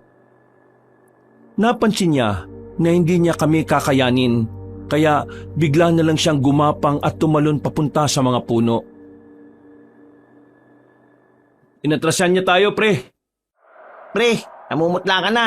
Kailangan ka na madala sa ospital. Wag sa ospital. Ha? Saan mo naman gusto? Rekta morgue? Uwi muna ako sa bahay. Nandun si Mama. Siya ang gagamot sa akin. Baliw ka na ba? Hindi naman doktor mama mo ah. Ano ipapanggamot niya dyan? Turon? Tatapalan ng turon na yung sugat mo? Diyos ko nga naman, alam kong si Mama lang ang makakagamot sa akin. Kaya sige na, buhatin mo na ako. Nawawala na ako ng balance. Nang tumagilid na ako, ay agad din naman akong binuhat ni Vito. Sa mga sandaling yon, kabanong nawawala na ang pamamanhid sa braso ko. Unti-unti ko na rin nararamdaman ng hapdi at kirot. Habang pasan-pasan ako ni Vito, lumalabo na rin ang paningin ko. Nawalan na ako ng malay nang matanaw ko na rin ang bahay namin. Paggising ko, mag-uumaga na. Nasa tabi ko pa rin si Vito at Epeng. Sinubukan kong bumaba. Nakaramdam ako ng pagkahilo pero hindi na gaanong masakit ang sugat ko. Mabuti naman at nagkamalay ka na rin. Kumusta naman ang sugat mo? Maapdi pa rin ba? Hindi na po, Ma. Anong ginawa niyo sa akin? Ang galing ni Aling Espina kanina, pre. Ang dami niyang hinalo-halo ng gamot na hindi namin alam kung ano. Nung pinahiran na niya yung sugat mo, boom! Parang magic. Yung pangingitim, nawala kagad. Tapos, tumigil yung pagdurugo. Nawala rin kagad yung maga. Hindi ko talaga inakala na marunong pala talaga manggamot si Aling Espina. Ang kala ko pre, nagbibiro ka lang kanina eh. Anong itsura ng aswang na nakalaban nyo? Mahaba mga kuko. Pangit ang muka. Mahaba ang dila niya na parang may tulis pa sa dulo. Tik-tik. Yan ang nakaharap nyo. Buti na lang natulungan nyo yung babae. Tingnan nyo mamayang umaga. Kakalat sa baryong ito ang kakayahan ninyo. Yung babae kasing tinulungan ninyo, anak ng kagawad natin. Ang problema lang, dahil kakalat ang pangalan natin sa baryo, magiging mainit na rin tayo sa mata ng mga aswang. Kaya nga kailangan nyo nang maging maingat. Ma, nasa panganib na rin ang buhay ko. Kumilos man ako o hindi, mapapahamak pa rin ako. Kaya sana, payagan mo na lang ako kung ano man ang dapat kong gawin. Marami ka bang dapat na aralin, Danny? Marami ka bang dapat na maintindihan sa tunay na pinagmulan ng sandatang yon? Kaya nga ituro mo sa akin, Ma. Ikaw lang naman na makakagabay sa akin eh. Kung wala akong gagawin, paano sila? Sandali lang. Anong nangyayari? Bakit parang sa pag-uusap nyo merong superpower tong si Danny? Pre, mamin ka nga. Si Superman ka ba? Patingin nga ng loob ng damit mo, baka may letter S dyan. Mga loko. Tulungan niya nga muna ako makatayo. Huwag ka na munang tumayo. Maupo ka lang. Kapag maayos na ang kalagayan mo mamaya, sisimulan natin ang dapat simulan. Kayong dalawa, Vito at Epeng, kung gusto niyong sumama, papayagan ko kayo para maturuan ko na rin kayong dalawa. Maturuan po ng ano? Hindi na nagsalita sa kanila si Mama. Ngumiti na lang ng nakakaloko ang nanay ko. Makalipas ang ilang oras, sumapit na rin ang umaga. Sabay na nakatulog si Epeng at Vito. Paggising ko noon, himala na magaan na ang pakiramdam ko. May kaunting kirot pa rin pero nagagalaw ko na ang kaliwang braso ko. Inabutan ko si Mama sa kwarto niya. Nilabas na niya ang kahon. Nakatingin siya ng seryoso doon sa kako nilingon. Wala na ako magagawa. Mukhang tinatawag ka na talaga ng espadang ito. Danny anak, ang hiling ko lang sa'yo, palagi kang mag-ingat. Mag-ingat tayong dalawa. Gusto ko pang makasama ka magtinda ng turon sa mahabang panahon. Si Mama naman, kung makapagsalita ay parang mawawala na ako. Kailangan mong maging handa sa mga maaaring mangyari anak. Kailangan mong paghandaan ang posibilidad na merong mawawala. Mabilis na nagdaan ang buong maghapon. Sumapit na rin ang alas 5 ng gabi. Hindi ko alam kung bakit kailangan sa ganong oras kami lumabas. Samantalang alam naman ni Mama na delikado na kapag madilim na ang paligid. Dala-dala ang espada, nagtungo kami sa tuyong ilog malapit sa likod ng mga abandonadong kuta ng mga sundalo. Kasama rin namin si Epeng at Vito noong mga oras na yon. Nakagaya ko, kabado naman dahil nasa lugar kami ng maaaring puntahan din ng mga aswang. Aling Espina, hindi naman sa pagiging epal Pero bakit kailangan sa ganitong oras tayo nagpunta rito? Pwede naman kaninang tanghali o kaninang umaga. Inalalayan ko si Mama na makasampa sa ibabaw ng malaking bato. Inilapag niya ang espada at saka tinanggal ang nakataling tela. Kita ko rin sa mukha ni Mama na parang kinakabahan din siya. Parang hindi pa rin talaga siya handa na hayaan akong gampanan ng pagiging sugo. Tulog ang espiritu ng espada kapag may araw pa, kaya kailangang gabi. May espiritu yan? We, totoo? Nung nakaraang gabi, nakita kong umaalog ang kahon na kinalalagyan niyan. Ibig sabihin, hindi yan pangkaraniwan. Hintayin na lang nating tuluyang kumagat ang dilim. Kapag 6:00 na, lumapit ka na rito, Dani anak. Hawakan mo ang espada at kahit na anong mangyari, wag na wag mong bibitawan. Kahit pa nakakaramdam ka ng kahit na ano. Pre, ano ba talagang mangyayari? Kinakabahan kami sa inyo Baka naman makakalimutan mo kami Etong kaibigan nyo, magiging sugo na kabutihan. Sugo na kabutihan? Aling Espina, ano po ba talagang pinagmulan ng angkan ninyo? Ang pagkakaalam ko lang kasi, turon lang ang pinagkakabalahan ninyo. Tapos, may ganito?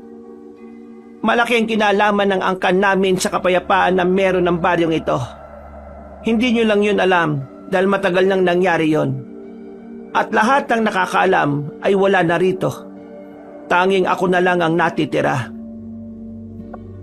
Mga pre, alam kong sasamahan niyo ako sa laban na ito. Kaya sana, tatagan niyo rin ang kalooban niyo. Tumango na lang silang dalawa. Maya-maya pa'y tuluyan na rin nilamon ng kadiliman ang buong paligid. Huminga ako na malalim. Sandali akong pumikit. Pagdilat ko, marahan kong hinawakan ng espada. Nung unay wala namang nangyayari. Nanatili lang sa normal ang espada kahit na winawasiwas ko pa. Pero mga ilang sandali lang, naramdaman ko na lang na parabang umiinit ang hawakan. Sinunod ko na lang ang sinabi ni Mama. Hindi ko yung binitiwan kahit parabang napapaso na ang kamay ko. Aling Espina, ayos lang ba talaga siya? Lahat ng mga sugo ay pinagdaraanan yan. Normal lang yan sa kanya. Huwag kayo mag-alala. Hindi rin naman siya mamamatay dyan. Dalawa lang naman ang pwede mangyari sa kanya. Kikilalanin siya ng espada o ang espada mismo ang bibitiw sa kanya. Pre, kaya mo yan. Kailangan mo kayanin, pre. Aray, mas umiinit. Parang naahawakan ko na yung nagbabagang apoy. Hindi ka dapat magpadala sa nararamdaman mo. Mawawala ng tiwala ang espada sa iyo kapag nakita niyang mahina ka. Hanip, pwede rin pala maka-trust issue ang espada na yan. Naintindihan ko na. May sariling buhay ang espada na yan.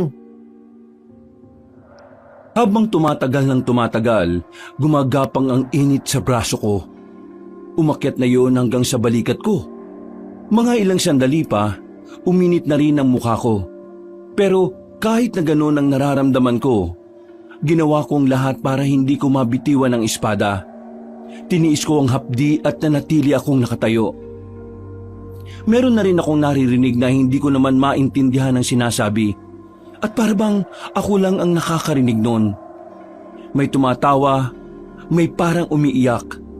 Kalaunan, mabigat na ang pakiramdam ko. Para akong nilagnat ng halos 5 minuto. Nang malampasan ko yon, unti-unting humupa ang init ng katawan ko. Pawis na pawis ako noon, kabanong. Para akong tumakbo sa gitna ng arawan. Hingal na hingal at uhaw na uhaw. Nang buhusan ako ni Mama ng tubig, umusok pa ang katawan ko. Kagaya ng inaasahan ko, pipiliin ka ng espada. Hindi ako nagkamali. Anak, dito na magsisimula ang iyong tungkulin. Gampanan mo ito ng may puso at dangal. Sobrang saya ko nung oras na yon, Kabanong. Pakiramdam ko ay nagkaroon ako ng bagong pagkatao. Sobrang gaan ng kalooban ko na parabang walang matinding laban na naghihintay sa akin. Pre, may kapangyarihan yan, di ba? Ipakita mo nga. Hindi nyo pa agad makikita ang abilidad ng espada. Kailangan pa rin sanayin ni Danny ang sarili niya. Kaya bukas ng umaga, magsisimula na tayo. Sasanayin ko kayo para maging matibay. Kagaya ng ginawang pagsasanay sa akin ng aking ama noong nabubuhay pa siya. Kinabukasan, agad din naman naming sinimula ng pagpapalakas ng katawan. Tinuruan kami ni Mama kung paano ginagamit ng tama sa pakikipaglaban ng sandata. Habang nag-iensayo kami, pare-pareho kaming namamangha. Ang akala kasi namin ay si Mampulong ang maasahan namin sa bagay na yon, pero si Mama pala ang magiging gabay namin. Tumagal kami ng halos 2 linggo sa pagsasanay at 14 na araw. Himalang hindi na rin nagpaparamdam ang mga aswang. Bakit kaya parang biglang nawala yung mga aswang, no? Tingin namin ni Mama, alam na nila na buhay na ang sugo ng kabutihan. Bakit pre? Namatay ka ba? Uy, mais ka nga. Seryoso eh. Ay, sensya na. Pero maging handa lang kayo. Hindi pwedeng maging kampante lalo na sa mga ganitong oras. Baka mamaya, bigla na lang nila tayong atakihin kapag masyado tayong panatag. Sandali. Bakit? Huwag kang iinom ng tubig sa ilog. Bakit hindi pwede? Nauuhaw na ako eh. Parang may umihi dun sa unahan. Naaamoy ko eh. Walang ya. Naamoy mo pa yun? Hindi ko alam. Pero mula nang mahawakan at maangkin ko yung espadang to, parang ang daming nagbago sa akin. Lalong-lalo na sa pandama ko. Tara na. Sabay ka na lang uminom. Malapit na rin naman tayo eh. Napapakamot na lamang sa ulo si Vito. Nang makarating na kami sa baryo, bandang 5:00 ng hapon, isang masamang balita ang sumalubong sa amin. Nagkukumpulan ng mga tao sa bungad ng baryo namin. Isang bangkay na naman ng albularyo ang natagpuan. Kagaya ng naunang biktima, lasog-lasog na rin ang katawan niya. Sinubukan kong hawakan ng biktima. Sa pamamagitan ng mga dugo sa katawan niya, nakumpirma ko na aswang ang gumawa nun. Dahil dito, mas lalong nabahala ang buong baryo namin. Pero kung umusbong din ang takot sa kanila, hindi rin nagpahuli ang kanilang galit para sisihin si Brando. Maraming tao agad na dumiretso sa bahay nila Brando. Si Mang Onad naman parang walang pakialam sa anak niya. Kung hindi kami dumating, baka napahamak na ng tuluyan si Brando. Mga kalugar, makinig kayo sa akin. Hindi kasalanan ni Brando kung bakit may aswang sa baryo natin. Habulin man siya o hindi ng mga aswang, pupunta at pupunta pa rin sila rito. Dahil noon pa man, ang mga aswang ay dati nang narito sa ating lugar. Ay, si Raula! Anong pinagsasasabi mo ha? Nagmamarunong ka na naman? Ako nga naman ang baklang yan eh. Alam na siya ang may kasalanan. Kayo ba kayo mga kaibigan lang? Mga nagbubulag-bulagan kayo eh. Si Raulo pala talaga kayo. Huwag mong tawagin na ama ang sarili mo kasi hindi bagay. Hindi gawain ng ama na hayaang malagay sa panganib ang buhay ng anak niya. Kung tunay kang ama, ikaw mismo ang magsasabi sa mga tao na walang kasalanan si Brando. Napakawalang yamo talaga, Mang Onad. Wala kang puso. Paano mo nagawang ikulong si Brando dyan sa bahay nyo? Dinakaw niya ang pera ko tapos iiwan niya ako. Ano ko, tanga? Para pabayaan ang ginawa niya? Hindi ako papayag na tatakasan niya ako. Tapos mas lalong magiging komplikado ang buhay ko dahil mag-isa na lang ako. Hindi pwede. Dito lang siya para mapakinabangan ko ba siya? Lasing ka na, Mang Onad. Kailangan mo nang matulog.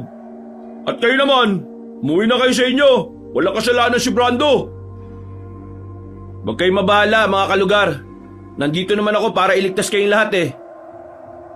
Nagkatinginan ng mga tao, Kabanong. Bigla na lang silang natawa sa sinabi ko. Hindi sila naniniwala. wala silang tiwala sa akin. Pero hindi ko na lang yun pinansin. Ang mahalaga naman sa akin ay meron akong kakayahan na gawin ang sinasabi ko. Umuwi na rin ang mga tao.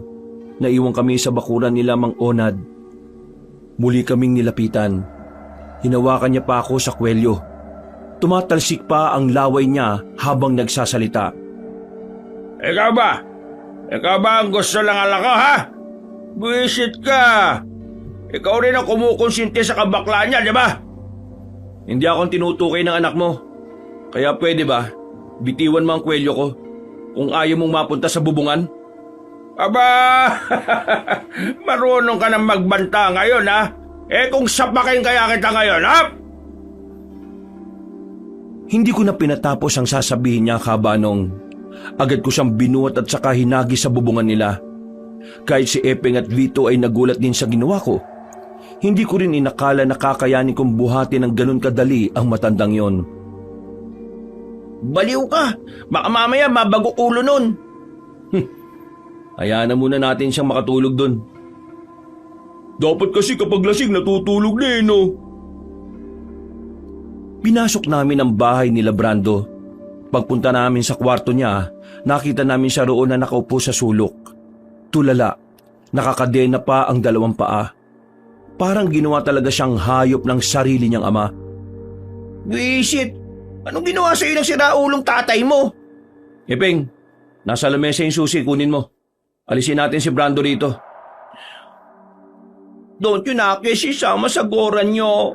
Magiging heavyweight lang Akish sa inyo eh. Magiging ano? Naalarma kami nang biglang marinig namin ang mabibigat na yabag ng paa sa labas. Tumakbo ng mabilis si Epeng pabalik sa kwarto at sinabing may mga dumating na aswang sa bakuran. Noong mga oras na yon, tingin ko alam nilang naroon ang sugo na kabutihan. Bantayan niyo muna si Brando. Ako nang bahala sa labas. Sigurado ka ba, pre? Gusto ko lang subukan kung gaano kalakas tong espada ng lolo ko. Nagawa ko pang tumawa noon. Parang wala man lang akong nararamdaman na kahit kaunting kaba. Lumabas ako ng bahay. Nakaabang naman ang 7 aswang. Nang makita nila ang hawak ko, nagsimula na silang umangil. Inilabas na nila ang mahaba nilang kuko. Nagbago na rin ang kanilang itsura. Hindi nagtagal, sabay-sabay na rin silang lumusob. Hindi ko alam pero parang bawat kilos nila ay naririnig ko. Kaya bago pa man sila makalapit sa akin, hinataw ko na ng malakas sa hangin ang espada. Hindi pa man tumatama sa kanila, nagtalsikan na sila palabas ng bakuran. Pero muli silang bumangon. Sa kanilang pangalawang paglusob ay mas mabilis na sila kumpara sa una. Pero basang-basa ko ang mga galaw nila. Kaya kahit dumugin nila ako, hindi nila ako magawang dampian. Paghato ko sa isang aswang na malapit sa akin, walang ano-ano'y bumulagta siya sa lapag. Umaagos agad ang dugo sa kanya habang nangingisay. Nanlalaki ang mga mata ng mga aswang nang makita ang nangyari sa kasamahan nila. Nagtangka silang tumakas. Hinagupit ko ulit sila pero merong isang hindi natamaan. Nakaalis siya. Hindi ko na hinabol. Naisip ko na mas maganda rin na makapagsumbong yon sa pinuno nila. Nang sa ganon, malaman ko na rin kung sino ba talaga ang utak ng mga nilalang. Hanep, ang galing mo, pre. Totoo nga, may kapangyarihan yung sandata mo. Hindi na tayo pwede magtagal dito. Baka bumalik sila. Kailangan mailagay natin si Brando sa ligtas na lugar. Isa lang naman Akish, nobody. Huwag na kayo mag-waste ng effort to save my life. Hayaan nyo na, Akish. Ayoko nang maging pabigat sa inyo. Hindi ka pabigat, Brando. Kaibigan ka namin, no? Kaya poprotektahan ka rin namin. Mismo. Tara, sumama ka na sa amin, Brando. Kapag nagsimula na ang laban, baka hindi ka na rin namin masikaso. Paayaw-ayaw pa si Brando ng mga sandaling yon, Kabanong. Pero binuhat na siya ni Vito. Pumunta kami sa bahay. Iniwan na muna namin si Brando kay Mama. Kalmado na rin naman si Brando noon kaya hindi na rin siya tumanggi pa. Sige na, Ramonda na muna kayo. Ako nang bahala sa kanya. Ligtas siya rito. Paano kung dumating dito yung mga aswang? Akong bahala. Kakayanin ko naman sila. Ang unahin ninyong hanapin ay ang kanilang pinuno. May mga inilagay naman akong pangontra dito kaya hindi sila makakapasok sa bahay. Umalis na kami kaagad. At habang naglalakad kami, bigla naming nakasalubong si Mang Pulong. Nabigla rin siya nang makita niya kaming tatlo. Base sa itsura niya, parang rumonronda rin siya. Teka, hinahanap niyo rin ba ang aswang? Oho, Mang Pulong. Teka, ngayon ka lang namin nakita uli ah. Akala namin may nangyari na masama sa inyo. Ayos lang ako. Marami lang ako ginasikaso. Nag-aral din ako tungkol sa mga aswang. Para sana makatulong ako sa inyo. Pero mukhang hindi nyo na yata kailangan. Mang Pulong, nag-ensayo na kami. Ito nga marunong na kami makipaglaban. Pero itong si Danny ang matindi. Matindi? Bakit? Ang hawak niyang espada ay makapangyarihan. Siya ang tinatawag na bagong sugo na kabutihan. Ay, totoo ba? Base sa reaksyon nyo, parang may alam ka rin sa bagay na yun ah. Nasabi na sa akin yon ng kakilala kong albularyo. Ang akala ko ay haka-haka lang yon. Totoo pala. Mang Pulong, sumama ka na lang sa amin sa pagdoronda. Mas marami, mas maganda. Walang problema. Gusto ko rin namang makatulong sa inyo. Kasama namin si Mang Pulong sa paglilibot sa baryo. Nakakapanibago ang katahimikan niya noon, Kabanong. Ibig kong sabihin, tahimik naman talaga siyang tao pero nung oras na yon ay parang may kakaiba sa kanya. Pero hindi ko na lang pinansin. Inisip ko na lang na baka hindi lang talaga namin siya kilala. Tumagal yata ng halos 1 oras na pabalik-balik lang sa baryo. Pero kahit isang aswang, wala na kaming nakita. Nakaramdam na ng pagod si Epeng at si Vito, kaya pinauna ko na sila sa bahay. Bakit pinauwi mo na ang kaibigan mo? Ayaw mo na ba silang kasama rito? Hindi naman. Gusto ko lang talaga kitang makausap dito sa bakuran mo. Mukhang meron kang mga sasabihin sa akin. Mang Pulong, yung dugo ng manok, effective ba talaga yan para sa mga aswang? Oo naman. Bakit mo naman naitanong? Kani-kanina lang may mga nakalaban akong aswang sa bakuran nila Mang Onad. Nagtataka lang kasi ako dahil parang wala silang pakialam sa dugo ng manok. Parang mas mabibilis pa silang gumalaw Bakit? Nahirapan ka ba sa kanila? Hindi mo ba sila natalo gamit yung espada na dala mo? Hindi naman sa nahirapan ako. Nagtakbuhan nga sila At yung isa, napatay ko. Sadyang nagtataka lang ako talaga. Baka naman matagal na ang dugong iyon. Ibig ko sabihin, ilang araw lang naroon at hindi napapalitan. Pero wala ka namang sinabing dapat napalitan Ay, wala ba? Ay, baka nakalimutan ko lang. O sige, hayaan nyo na. Ang mahalaga naman sa akin nandito ka na at kausap kita. Anong binabalak mo ngayon, Danny? Ngayong kaya ko nang gamitin ng espadang to, ang una kong gustong gawin paslangin ang pinuno ng mga aswang. Tama. Ang pinuno ang dapat ang inuuna. Kapag nawala ang pinuno, mawawala na rin ng saysay ang pakikipaglaban ng mga mas mabababa.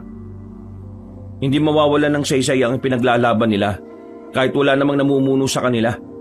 Hanggat buo pa ang kanilang layunin, mananatiling matatag ang mga dahilan ng kanilang pagbangon.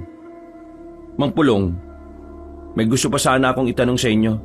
Pero sana sagutin nyo ito ng diretsyo. Oy, sige. Itanong mo lang. Sasagutin naman kita. Pero bago yun lumalamig na ang kape mo.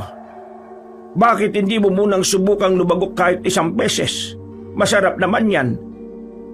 Oo nga, masarap. Amoy na amoy ko ang kape. Maraming salamat. Ininom ko ang kape at pinakita ko sa kanyang naubos ko na yon. Umayos ako ng pagkakaupo. Ganon din naman si Mang Pulong. Mang Pulong, pwede ko bang malaman ang pangalan ng kakilala mong albularyo? Bakit mo gustong malaman? Hindi ba dapat alam ko kung sino ang taong tumutulong sa atin? Nang sa ganun alam ko kung sino ang pasasalamatan balang araw. Huminga ng malalim si Mampulong. Tumingin siya sa akin ng seryoso. Sa mga sandaling ito, alam kong nararamdaman na rin niya kung ano ang gusto kong tumbukin. Hindi ko maaaring sabihin. Gaya ng pangako ko sa kanya, mananatiling pribado ang kanyang pagkakakilanlan. Wala ka bang tiwala sa akin, Mampulong? O baka naman kaya hindi mo masabi dahil wala naman talaga. Ano bang sinasabi mo, iho? Tingin mo gagawa ko ng mga kwento para lang Patay na ang natitirang albularyo rito sa magkakalapit na baryo. At ang dalawang yon ay ang bukod tanging albularyo na natitira sa buong probinsya natin. Kaya hindi ko malaman kung sino yung albularyo na hinihingan mo ng ideya O baka naman kasi nag-iimbento ka nga lang. Pinagbibintangan mo ba ako, Dani? Naiintindihan ko kung bakit ayaw mong gamitin ng mga tao ang asin at bawang bilang pangontra. At mas naiintindihan ko na kung bakit mas gusto mong ginagamit ang mga taong dugo ng manok. Hinugot ko kagad ang espada ko at agad ko siyang hinataw. Pero mabilis siyang nakatalon papunta sa itaas ng bubungan niya. Noong mga sandaling yon, nakakumpirma ko na aswang din si Mampulong. At base sa nararamdaman ko mga negatibong presensya sa kanya, siya ang pinuno ng mga halimaw na nilalang. Masyado mo akong pinapahanga! Ang dugo ng manok ay hindi totoong pangontra sa mga aswang. Sa halip, ginagamit yun ng mga aswang na pampagana para mas lalong bumangis. Nilinlang mo ang mga tao rito. Sinadya mong paniwalain sila sa mga maling impormasyon para sa tuwing dadalaw ang mga aswang dito, hindi pangkaraniwan ang mga lakas nila. Nararamdaman ko yun nung makalaban ko sila kanina. Tama na! Huwag ka nang magsalita. Masyado ka nang magaling. Masyado mo na akong pinapahanga. Tama na ang mga sinabi mo. Anong gagawin mo ngayon? Papaslagin mo ako? Ano pa nga bang gagawin ko? Di ang burahin ka sa mundong ito. Kung hindi ka natapos ng lolo ko noon, ako ang tatapos sa'yo. Tumataas ang iyong ambisyon, iho. Baguhan ka lang. Hindi ka kagaya ng lolo mo. Huwag mo kong sindakin. Hindi kita sinisindak. Bumaba ka dyan at kalabanin mo ako. Kalmahan mo lang, bata.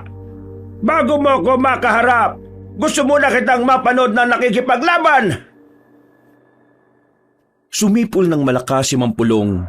Agad na naglabasa ng mga aswang sa paligid.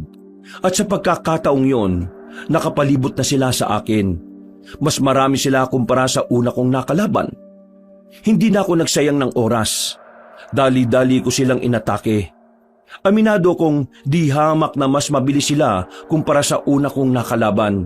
Pero hindi yun naging dahilan para panghinaan ako. Sa halip, mas lalo pa akong ginanahan. Hindi niyo ako kakayanin! Hinataw ko ng malakas ang espada. Lumikayo ng malakas na hangin na siyang humambalo sa mga aswang na kalabang ko. Nagtalsikan sila at tumama pa sa bahay ni Mampulong. Para kang lolo mo! Siya ang naalala ko habang pinapanood kita! Ang dami mong satsat! Bumaba ka rito!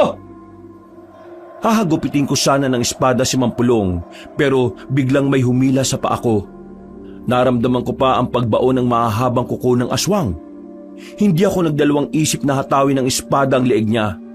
Pagtingin ko naman sa kaliwa, may dalawang aswang pang umaatake. Nagawa kong makailag.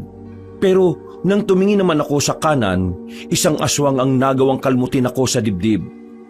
Napatras ako ng bahagya, pero hindi ako nagpakita ng kahinaan sa kanila. Bumuelo lang ako ng kaunti at hindi ko inaasahan ang sumunod na ginawa ko.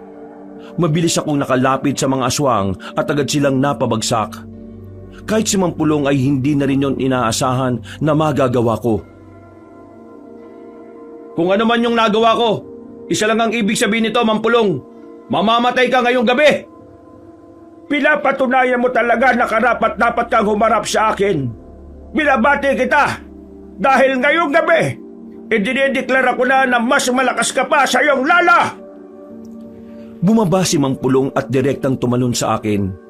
Kinalmot niya ako pero buti na lang ay nagawa ko yung salagin. Hinawakan niya ako sa balikat at saka binalibag sa gilid pero agad din naman akong nakabangon. Bigla siyang nawala sa paningin ko. Namalayan ko na lang na nasa likuran ko na pala siya. Diniin niya ang pagkakahagod ng kuko sa likod ko. Dahilan para maramdaman ko ang kakaibang hapdi. Dumistansya ako ng bahagya.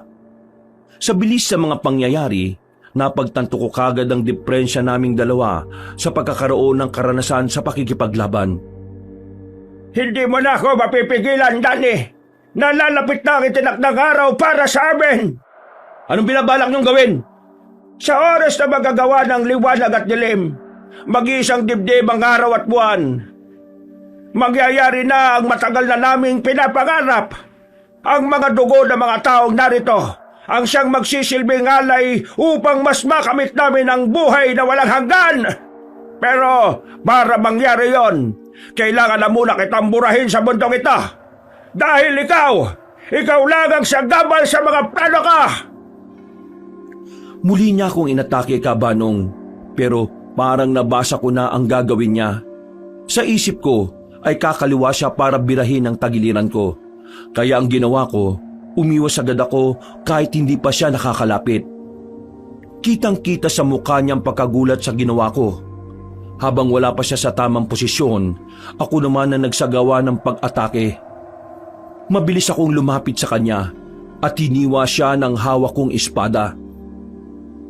Napalayo siya kagad nang maramdaman ang talim ng sandata ko. Mukha yatang nagulat ka, Mampulong ah. Paano mo nababasa ang mga galaw kung hinayupa ka? Bakit ka ba nagtataka? Hindi naman batang musmus ang kaharap mo. Hindi pa ako nakontento, Kabanong. Mabilis ko siyang nilapitan at saka tinaga siya ulit. Nakailag siya ng bahagya kaya nadaplisan ko lang siya sa bandang dibdib at sa balikat. Pero wala akong sinayang na pagkakataon. Nagmamadali akong hinataw siya ng espada kaya muli ko siyang tinamaan sa katawan. Unti-unti na siyang nagbago ng anyo. Lumaki ang katawan niya at naging kulay itim ang lahat ng katawan. Habang naging kulay puti at tumaba ang buhok niya. Kung hindi ako nagkakamali, gabunan ng tawag sa kanya. Akala ko noon ay pangkaraniwang anyo lang yun ng isang aswang. Pero nagulat ako nang makalapit na siya sa akin nang hindi ko namamalayan. Isang malakas na suntok ang ginawa niya sa sikmura ko. Sa isang suntok, napalud agad ako. Nabitiwan ko ang espada ko. Pinapasarap lang kita, bata. Ano akala mo? Malakas ka na? Ito ang tunay kong anyo at lakas, Danny. Ang anyo na hindi mo kayang talunin. Namimilipit ako sa sobrang sakit noon, Kabanong. Hindi agad ako makatayo. Kaya hinawakan niya ang ulo ko at pilit na ibinabangon. Nanlilisik ang kulay pula niyang mga mata. Dahilan para mas lalo akong makaramdam ng pangamba. Gusto mo bang malaman kung bakit hindi ako nagawang paslangin ang lolo mo noon? Kasi masyadong mayabang ang lolo mo. Akala niya, porque lumalamang siya sa laban sa umpisa, matatalo lang niya ako sa dula. Inutil ang lolo mo. Akala mo kung sinong magaling. Nakatakas din naman ako sa kanya. Siraulo kasi siya eh. Wala kang karapatang kutsay ng lolo ko, Mampulong. Aswang ka lang. At ang mga aswang, mga basura, salot, anay ng lipunan. Anong sinabi mo? Basura, salot, anay ng lipunan. Ito ang galit ng salot! Muli niya akong sinuntok sa sikmura. Talagang gusto niya muna akong pahirapan bago niya ako patayin. Sinipa niya palayo sa akin ang espada. Gumapang ako palapit doon, pero hinila niya ang binti ko at saka ibinalibag sa gilid. Huwag kang mag-alala. Maya-maya lang din naman ay mawawala ka na rin. Pero ako yan. Gusto ko munang paglaruan ng kaawa-awa mong katawan. Hindi ako nakabawi sa lolo mo noon eh. Kaya sa'yo ako babawi ngayon. Sisipain niya sana ako pero nakailag ako. Hinawakan ko siya sa paa at sinubukan ko siyang pabagsakin. Pero dahil masakit pa rin ang sikmura ko sa suntok niya, kinulang ang lakas ko. Bitiwan mo ang binti ko, buwisit ka! Sinipa niya ako ng malakas. Tumama ako sa bakod. Agad kong hinanap ang espada ko. Malayo siya sa akin. Sobrang labo na mahawakan ko siya. Pero naalala ko ang sinabi sa akin ni Mama. May mga pagkakataon na ang espada mismo ang pumipili sa tagapangalaga niya. Kaya may pagkakataon din na ang espada mismo ang lumalapit. Ipinikit ko ang mga mata ko habang nakahiga ako. Sinubukan kong alalahanin ang pakiramdam na hawak-hawak ko ang espada ko. Wala! Patay ka na kagad! Papikit-pikit ka ba ng mga mata? Taka! Hindi ba kita papatayin? Muli niya akong dinakma sa ulo, pero sa pagkakataong yun, lumipad papunta sa akin ang espada ko. Nang makita niya yun, ay agad niya akong binitiwan. Nanlalaki ang mga mata niya habang ako, tinukod ko ang espada sa lupa para makatayo. Para yatang nakakita ka ng bulto. Ha, Mampulong? Nakakagulat ba? Paano mo nagawa yon? Hindi yun nagagawa ng lolo mo ah! Mampulong naman. Iba ang lolo ko, iba rin ako. Marahil mas magaling siya sa akin, pero may mga bagay pa rin siyang hindi na nagawa na ako lang ang may kayang gumawa. Kahit na nanlalambot na ang katawan ko, binuhos ko ang buong lakas ko para makabuelo. Itinaas ko ang espada sa ere. Nararamdaman ko ang kakaibang lakas na naiipon sa kamay ko. Nang makakuha na ako ng tamang pagkakataon, muli akong humataw ng malakas. Bumuo yun ng malakas na hangin na siyang humampas kay Mang Pulong. Tumilapon siya sa labas ng bakuran niya. Nagawa niya pa rin makatayo, pero sa pagkakataong yun ay gegewang-gewang na siya. Hindi ako magpapatalo sa isang kagaya mo! Humanda ka! Dahil hindi kita mapapatawad sa ginawa mo sa akin! Parang bigla siyang nagkaroon ulit ng lakas. Mabilis siyang umatake sa akin, pero nagawa ko na siyang ilagan. Bagay na ikinagulat din naman niya. Kaya naman, hindi na rin ako nagsayang ng pagkakataon. Winasiwas ko ang espada. Dahil doon, nagawa ko siyang tamaan.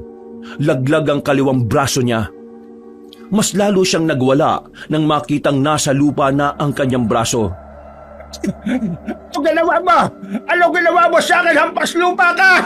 Pinutol mo ang braso ko! Sinubukan niya pa akong atakin noong mga sandaling yon, Kabanong. Pero dahil mabagal na ang kilos niya, kitang-kita ko ang gagawin niya. Mabilis akong nakailag. Gumilid ako.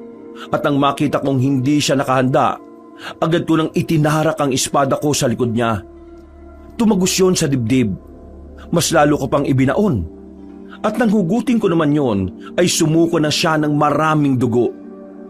Mampulong, hindi na matutupad ang sinasabi mo. Tinatapos ko na ngayon kung ano man ang nasimulan ng lolo ko. Matatalo na kagaya mo! Hindi ako makakapayag! Papikit ako!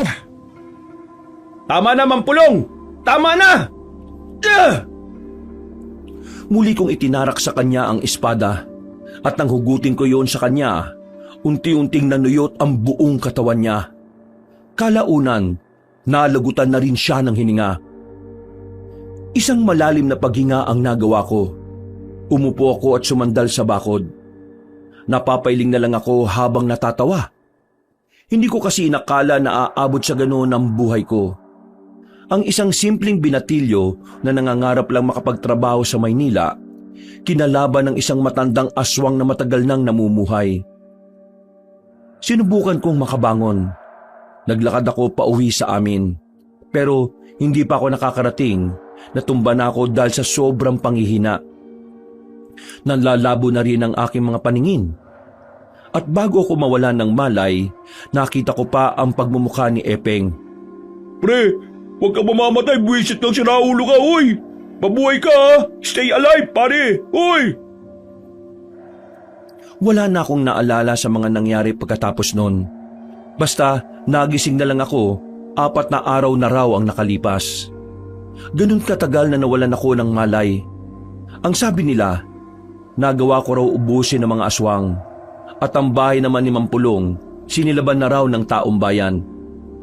Nako, gising na, magdudulot ang kabutihan sa balatang Earth. Gora na ba, Tay? Anong Gora? Kita mong puro benda ang katawan eh oh. Pre, nagawa mong talunin ng mga aswang. Nagawa natin mga pre. Hindi lang ako. Tayong lahat. Malala ang tinamumong galos, anak. Kaya 4 na araw kang nakaratay. Akala ko nga hindi ka na magigising. Pero mukhang dininig ng Diyos ang panalangin ko. Salamat talaga, Panginoon. Bago mag-cry out loud here, gusto ko lang mag-sorry sa inyo mga person. Kasi dahil sa Akesh, nadamay kayo sa problema namin ni Pudang. Nako, wala naman yun. Hindi ka naman namin pwedeng pabayaan na abusuhin ng papa mo. Ikaw talaga, Papa Vito. Baka mamaya madjulog Akesh sa'yo, ha? Binalot ng tawanan ng loob ng kwarto ko noon. At sa pagkakapanalo namin kontra aswang, malaki ang naging pagbabago sa buhay namin. Hindi na kasi ako nagmaynila. Ipinagpatuloy na lang namin ni Mama ang pagtitinda ng turon. Dumami rin kasi talaga ang naging customer namin pagkatapos ng mga nangyari. Sa katunayan, nagkaroon na kami ng opisyal na pwesto para sa mga turon namin. Higit pa sa kita mula sa turon, nakagawa kami ulit ng panibagong pamilya. Si Brando, sa bahay na siya nakatira. Parang kapatid na rin ang turing ko sa kanya. Hindi naman siya ginugulo ni Mang Onad. Natakot na siya mula nang mabalitaan kung paano ko pinatay ang pinuno ng mga aswang. At siguro dahil na rin nung hinagis ko siya sa bubong. Sa ngayon, retirado na ako sa pagiging manunugis. Nakatuon na lang ang atensyon ko sa negosyo naming turon ni Mama. Dahil mula nang mawala siya, nangako ko sa sarili kong pananatilihin kong buhay ang negosyo naming turon. Kagaya na lang ng espada na hanggang ngayon ay nasa akin pa rin. Mga kabangers, mga kayanggaw, si Kabanong Puli. Maraming salamat po sa lahat ng mga nakinig ngayon sa kwento natin, ha. Sana po'y nagustuhan niyo po ang kwento natin ngayong araw na ito. Kaya kung nagustuhan niyo, sana po ay huwag niyo pong kalimutang mag-subscribe kung kayo po ay bago pa lang sa channel natin para lagi niyo pong naririnig ang mga kwento natin. Pindutin niyo rin po yung notification bell para manonotify kayo pag may mga bago tayo mga videos. At syempre, huwag niyo rin pong kalimutang mag-comment at pindutin ang like button. Ngayon, kung medyo nabitin kayo, bisitahin niyo po yung iba pa natin mga channel. Yung Pamela Clamil na channel natin. Huwag niyo rin pong kalimutang mag-subscribe doon kasi konti pa lang ang mga subscriber doon eh. Nagnanarita ako doon bilang si Lolo Pael at minsan ako naman rin po bilang Kabanong. At kung bitin pa rin po kayo, etong good news. Meron tayong bagong channel. Ang pangalan ay Kabanong version 2.0 kung saan meron na pong gumagalaw ng mga images doon. Kaya pwede na po kayong manood habang nakikinig kayo ng mga narration na may music and effects. Or pwedeng nakikinig lang kayo kasi may ginagawa kayo. Or pwede namang gawin nyo pareho, nakikinig at nanonood. O di ba mas maganda? Kaya huwag nyo din pong kalimutan na mag-subscribe doon ha para makasama kayo sa first 100,000 subscriber ng channel na yon. Diba nakaka-excite? Kaya sana po huwag nyo pong kalimutan na suportahan ako palagi ha. Maraming salamat po sa walang sawang pagsubaybay sa mga kwento natin sa iba't ibang channel natin. At para hindi po kayo mahirapan na hanapin yung mga channel na nabanggit ko, ilalagay po namin